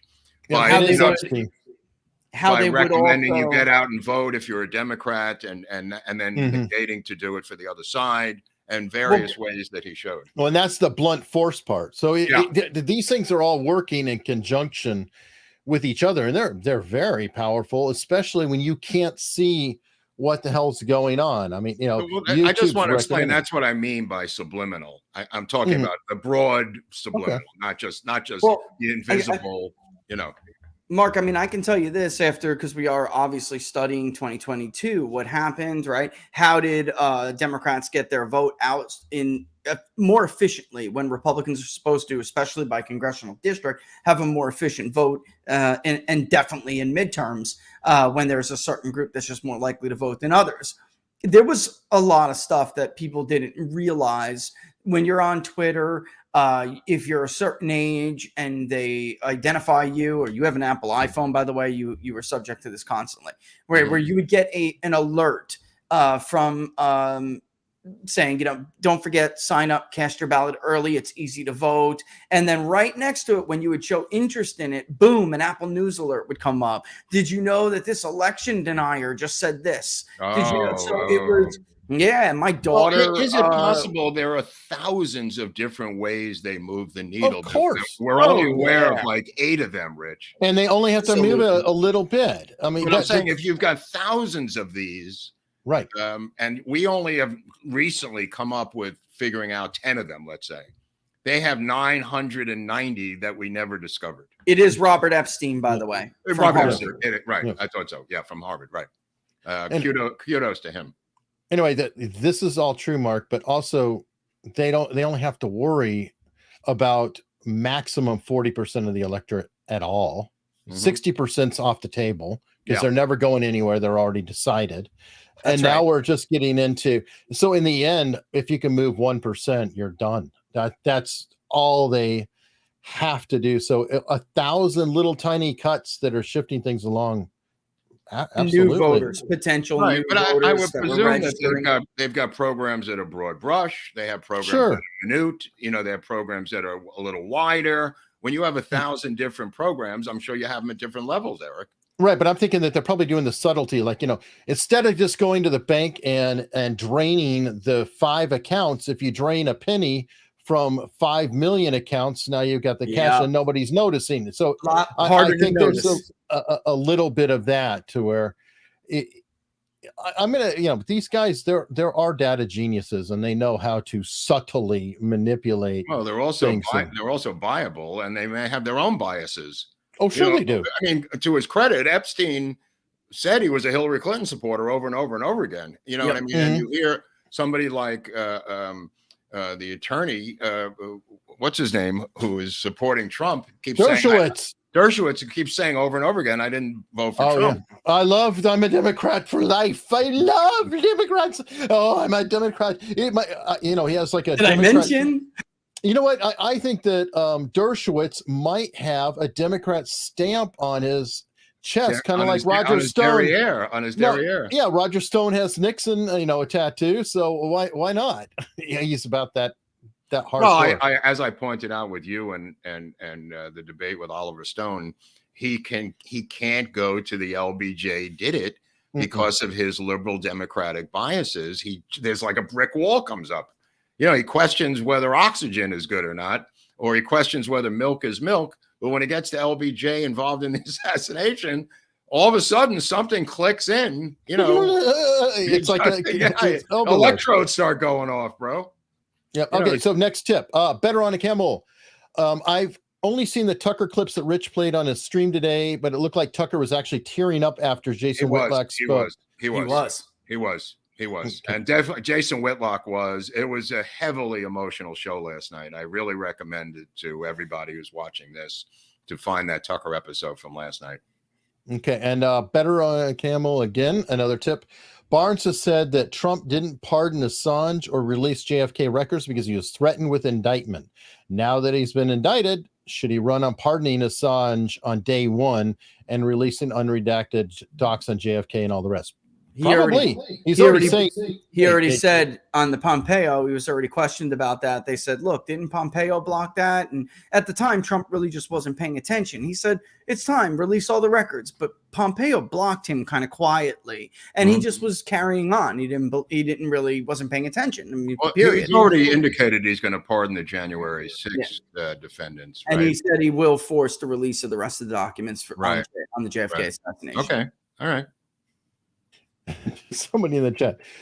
Obviously, Dershowitz is probably not tattooed. It's a joke. Oh. But Barnes is right, by the way. Jared Kushner, you know, especially toward the end, was like, look, you can't pardon Assange because they will come after you if you do that. So if you don't want political lawfare, there are a few that we have to skip, Pop. You know, that's basically what he said. And there were others like John Ratcliffe, who were basically like, no, go, you know what, to the wall, drop everything we have on Biden and China, and just drop it because they're going to come for you anyway. And voila. Yeah. You don't have to talk in French, Eric. Pardon me. Pardon moi. All right, Jimmy. Jimmy, what's going on, Jimmy? Jimmy R. Jump. Super sticker for 10. Thank you, Jimmy. Thank you very much. In a foreign land. Pamela Clifton's videos and music. Hey guys, can't wait to hear what you have to say. Yeah, me too. When's it going to start? Oh, we already did it. Okay. Hopefully it's been enjoyable. This is called Holding Back Super Chats. Okay. Yeah. Dustin, my record sub 5 marathon. Oh, what? Whoa. Okay.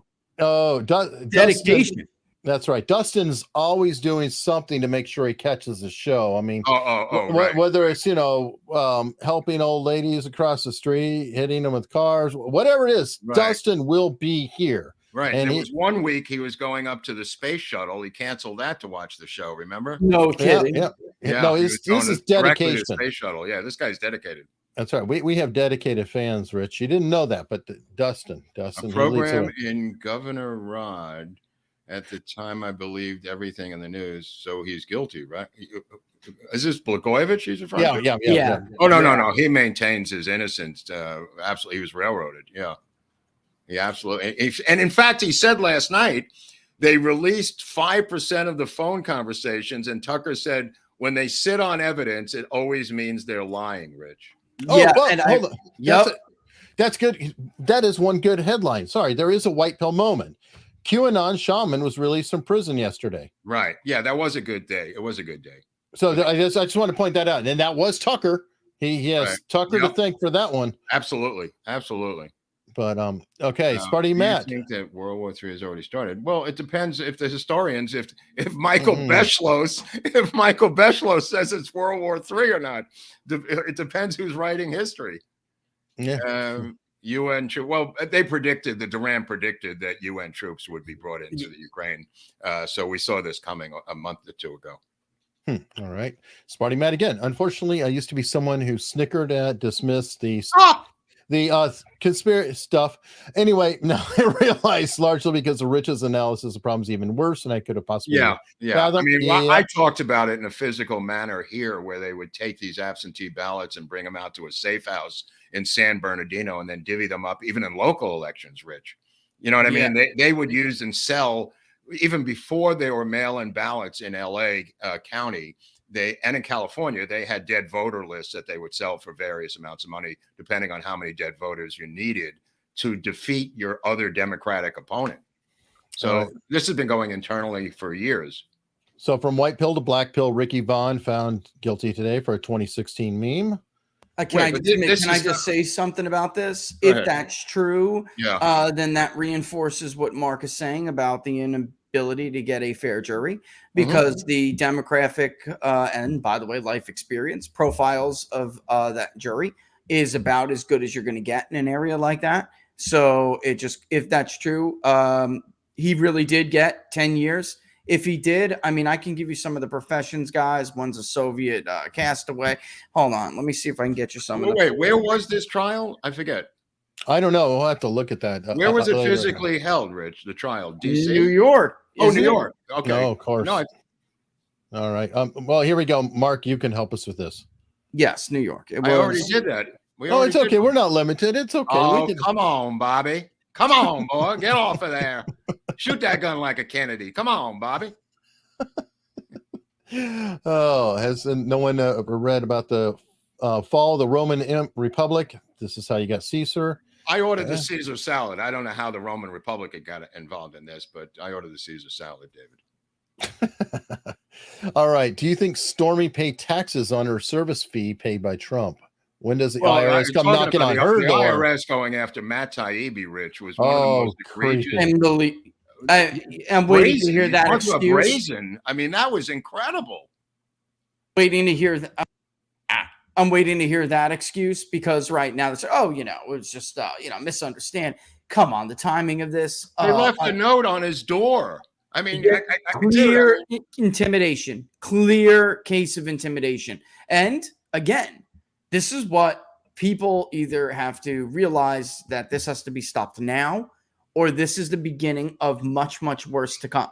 Much worse to come. Dude, if they're doing this with an election coming up, imagine, and I know this sounds horrific, which no one's ever thought about, imagine the muscular insanity that they will use politically if he gets a second term, this guy.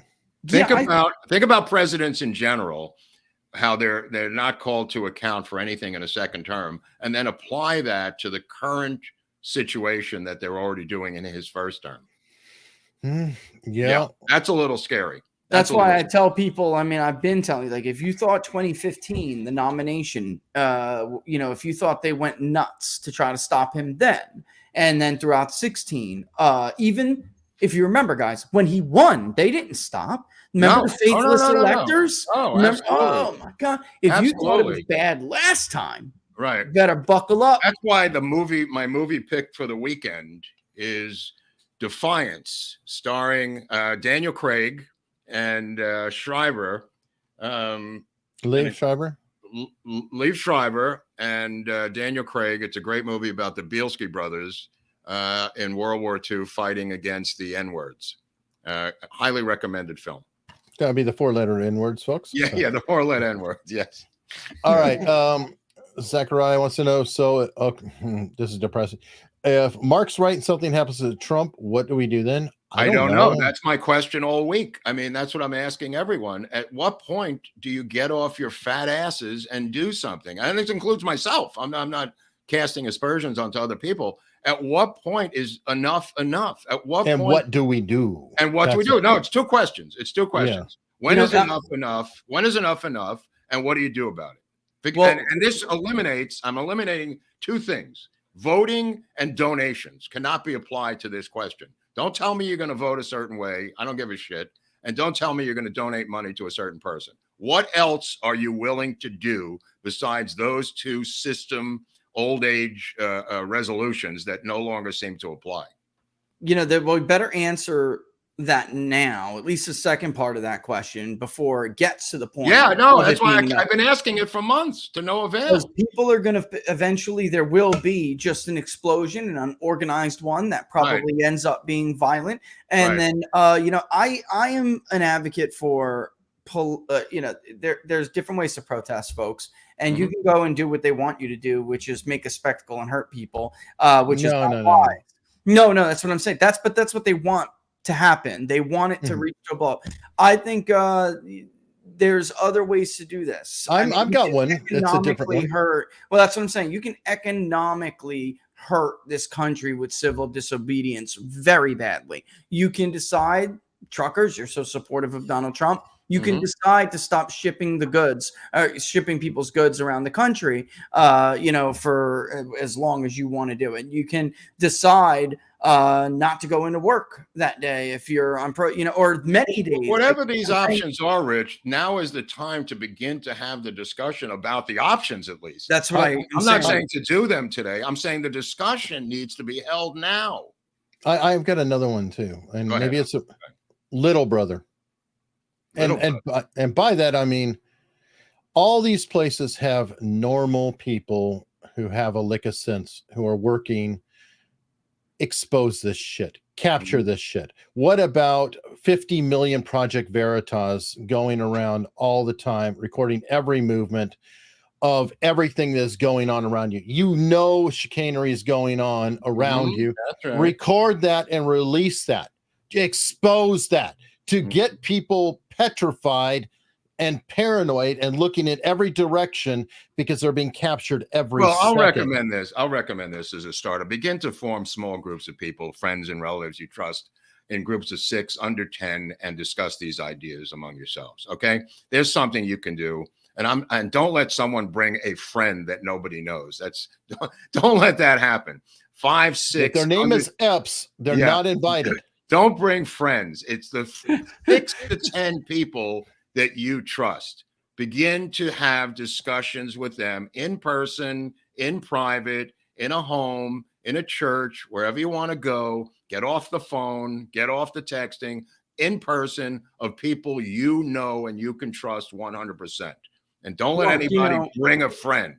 Mark, break it down. Go ahead. I'm sorry. MAGA has some money. I mean, yes, there are a bunch of little people, little donation people, but there are people with very deep pockets. Could you imagine if they just all went to the bank on Monday morning and removed all of their deposits? Well, I mean, the trucker do things like this and always a cash never in writing. Industry. What if the trucks stop bringing goods to the blue states for 1 That's what I'm saying. Sorry, New York. That idea. That's right. That's what I'm saying. Let's see New York without eggs for a week. Let's see how long it lasts without milk, butter, and eggs. That can be organized fairly easily. I know. The time, at some point, something's got to give here, people. We can't wait 2 years of this for the election that may or may not be, as Rich has pointed out, have something wrong with it. You know, I mean, at some point when they're taking down, as Tucker pointed out, the leading candidate, I mean, when is it too much? I mean, is this Bolsonaro time? Is this, are we now Brazil? I mean, what gives? But again, I mean, that's follow legal means. We're not proposing anything illegal or extra legal. Wouldn't be effective. It's not effective. And let's aside from it being illegal, folks out there, it's not effective. It's counterproductive. Right. There are smarter and frankly easier ways to do this. Yes. And I'm with Mark. At some point, it doesn't matter whether you support Trump or you don't support Trump. Of course if not. you support the damn country and the rule of law, and you think we're supposed to be exceptional, what made us exceptional is that we settle our political differences at the ballot box, not the jury box. And if they're going to keep doing this, the only thing that we can do to remain exceptional is show the world that, you know what, maybe you do that over there, but when our leaders try it, we don't tolerate it. And it's up to you now, folks, up to us now. I mean, that's really because they're you know, the circus is in the Congress, the nutcases are running the show. I mean, this is bad.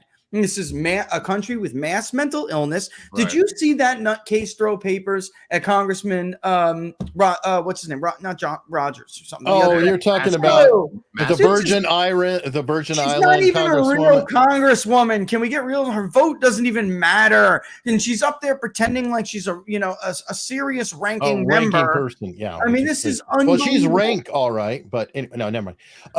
Rich, let me ask you this: should we discuss electing, and I use the word election with quotations, an alternative Congress of people who truly represent us, to meet privately away from DC in the middle of the country, to have our own congressional convention, our own, and I'm not talking about it has any legal bearing on what's going on.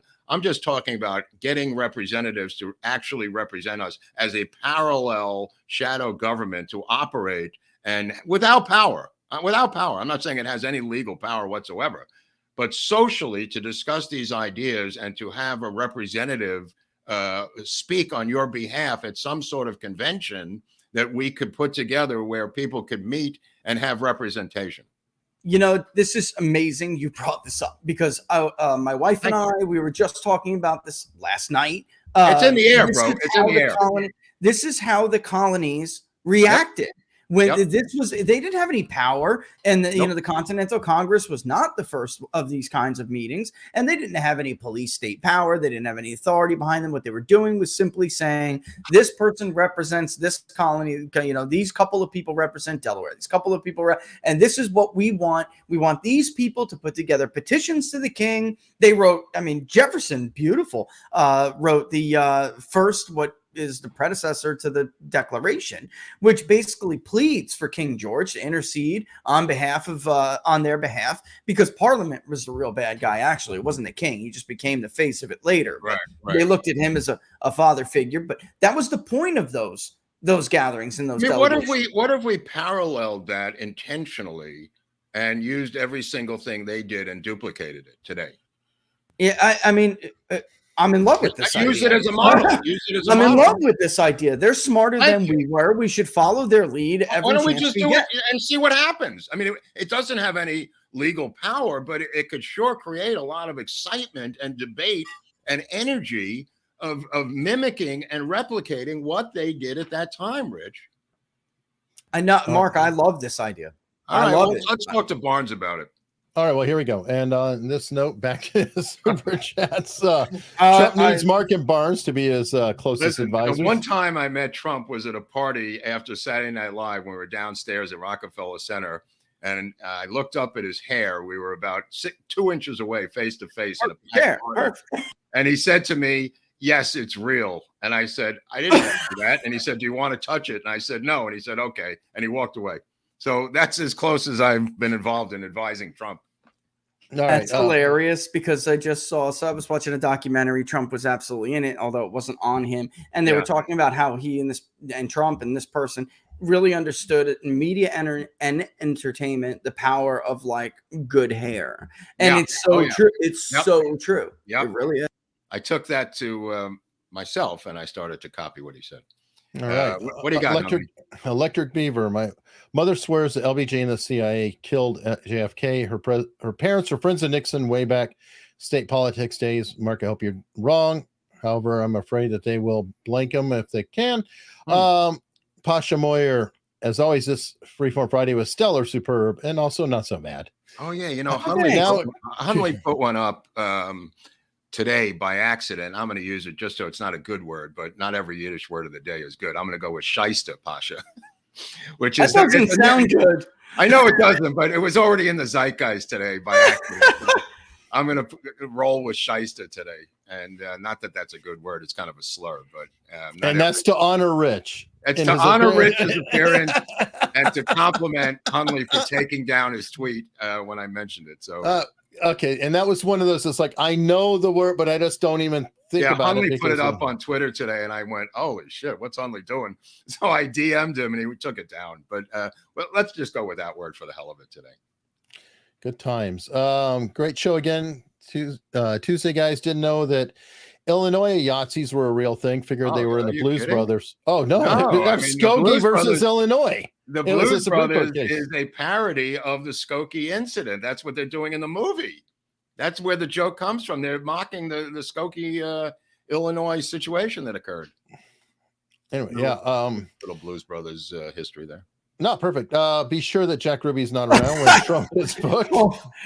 Or a Jack Ruby type figure. Jack Rubenstein, yeah. I mean, Jack Rubenstein worked for Nixon as an investigator, and Nixon told Roger Stone years later that I know the guy. What's that? I know that guy. Right. I mean, he said, I know that guy. That's Jack Ruby, or Jack Rubenstein, as Nixon said. Yeah.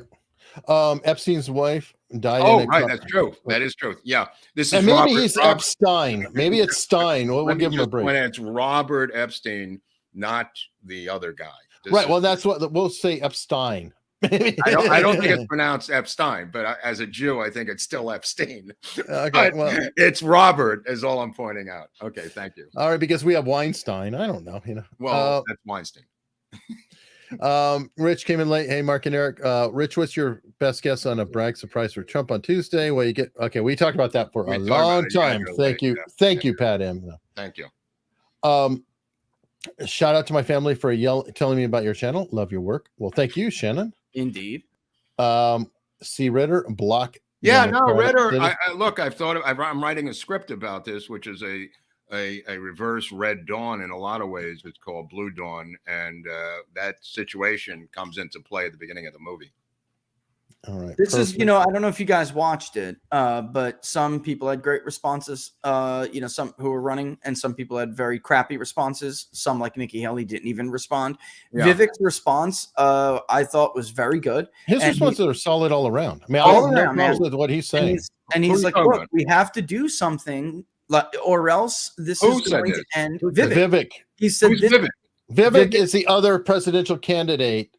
His last name's, I can't remember his name. The Indian guy? Yeah. He's very solid. Why don't you just say the Indian guy? And he said, look, if we don't do, unfortunately, this move brings us, he said, I don't want a national divorce, but this move, the reality is, if we don't do this, it is going to bring us there. And I think, by the way, people like Marjorie Taylor Greene and others who take flack for it, I think she's legitimately concerned and brings up national divorce in an effort to try to avoid a worst case scenario. There's two scenarios here: either an organized national divorce or a chaotic, crazy national divorce. The choice is up to us.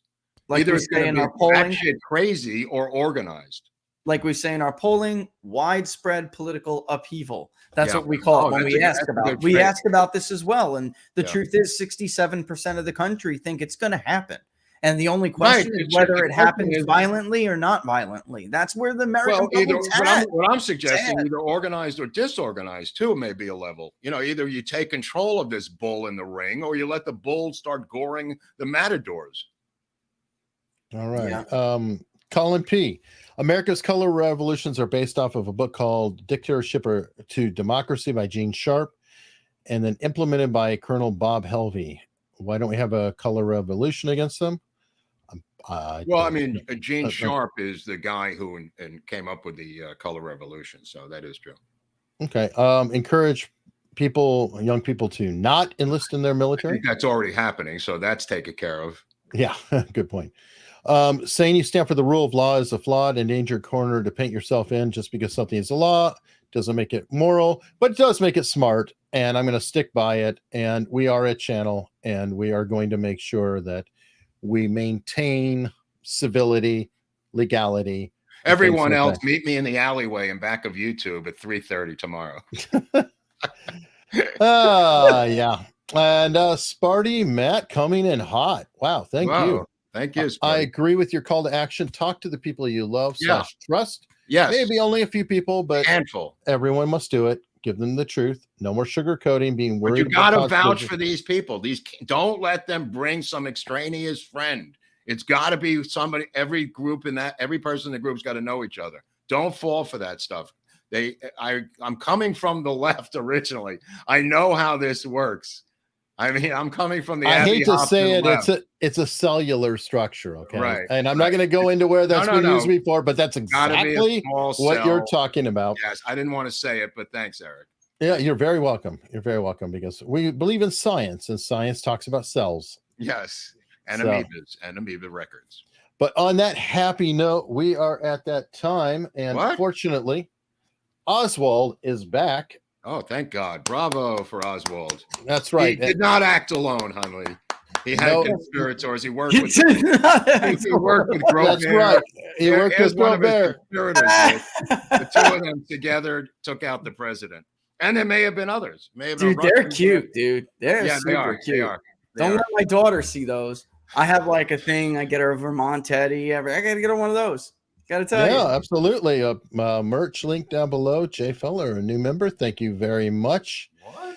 And on that happy note, Mark, Tuesday, we're going to be talking about speaking of dark, a very dark person, the darkest person possibly we've ever discussed.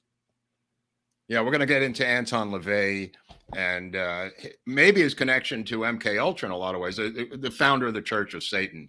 And I don't mean this in a religious way. I mean this in a political way.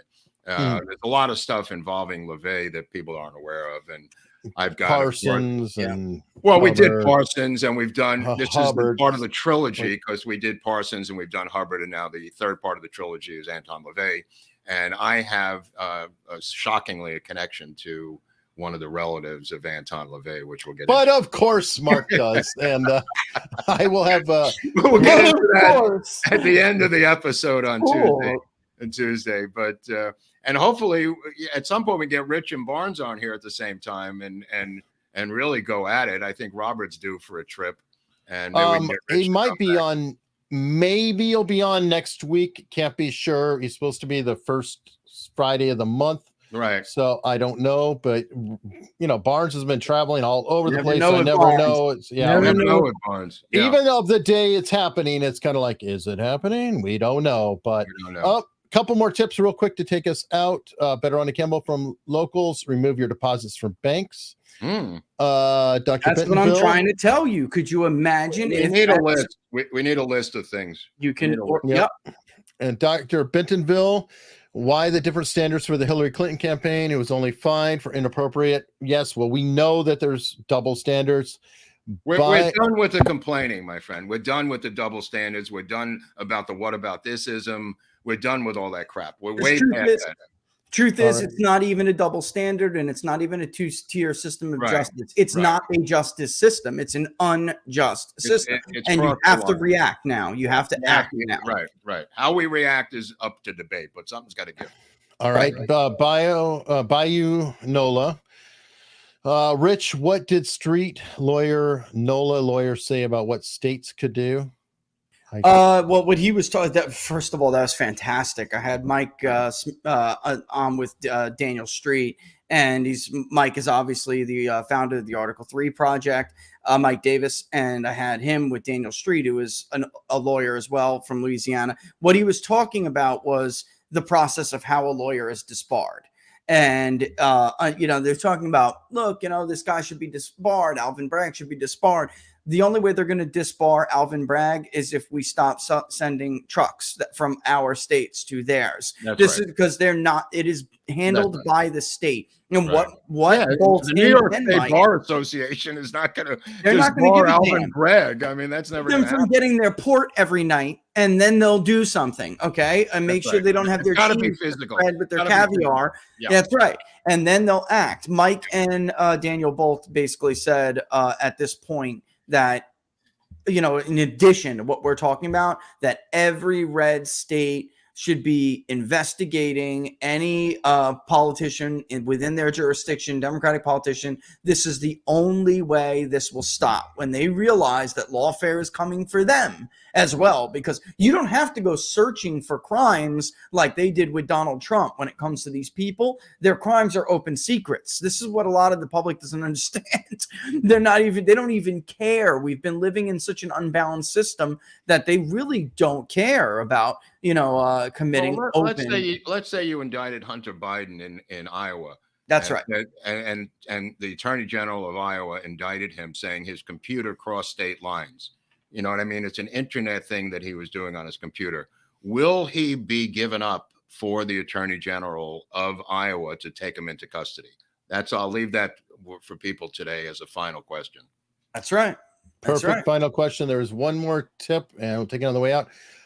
They want a buy me a coffee setup for Mark's book fund. I'll have to talk to Mark. Don't know. We'll see what will happen on that. The PayPal works and the Venmo works until we figure that out. Some people hate PayPal as a company. I mean, my mother hated our neighbors, but she still was civil to them, Well, but your mother had you, so she was distracted at home. My mother had issues, that's for sure. Yeah, she did. So everybody, we will see you on Tuesday to talk about the representative of the Lord of Darkness, which is really creepy. Oh yeah, he's see you then. Yeah.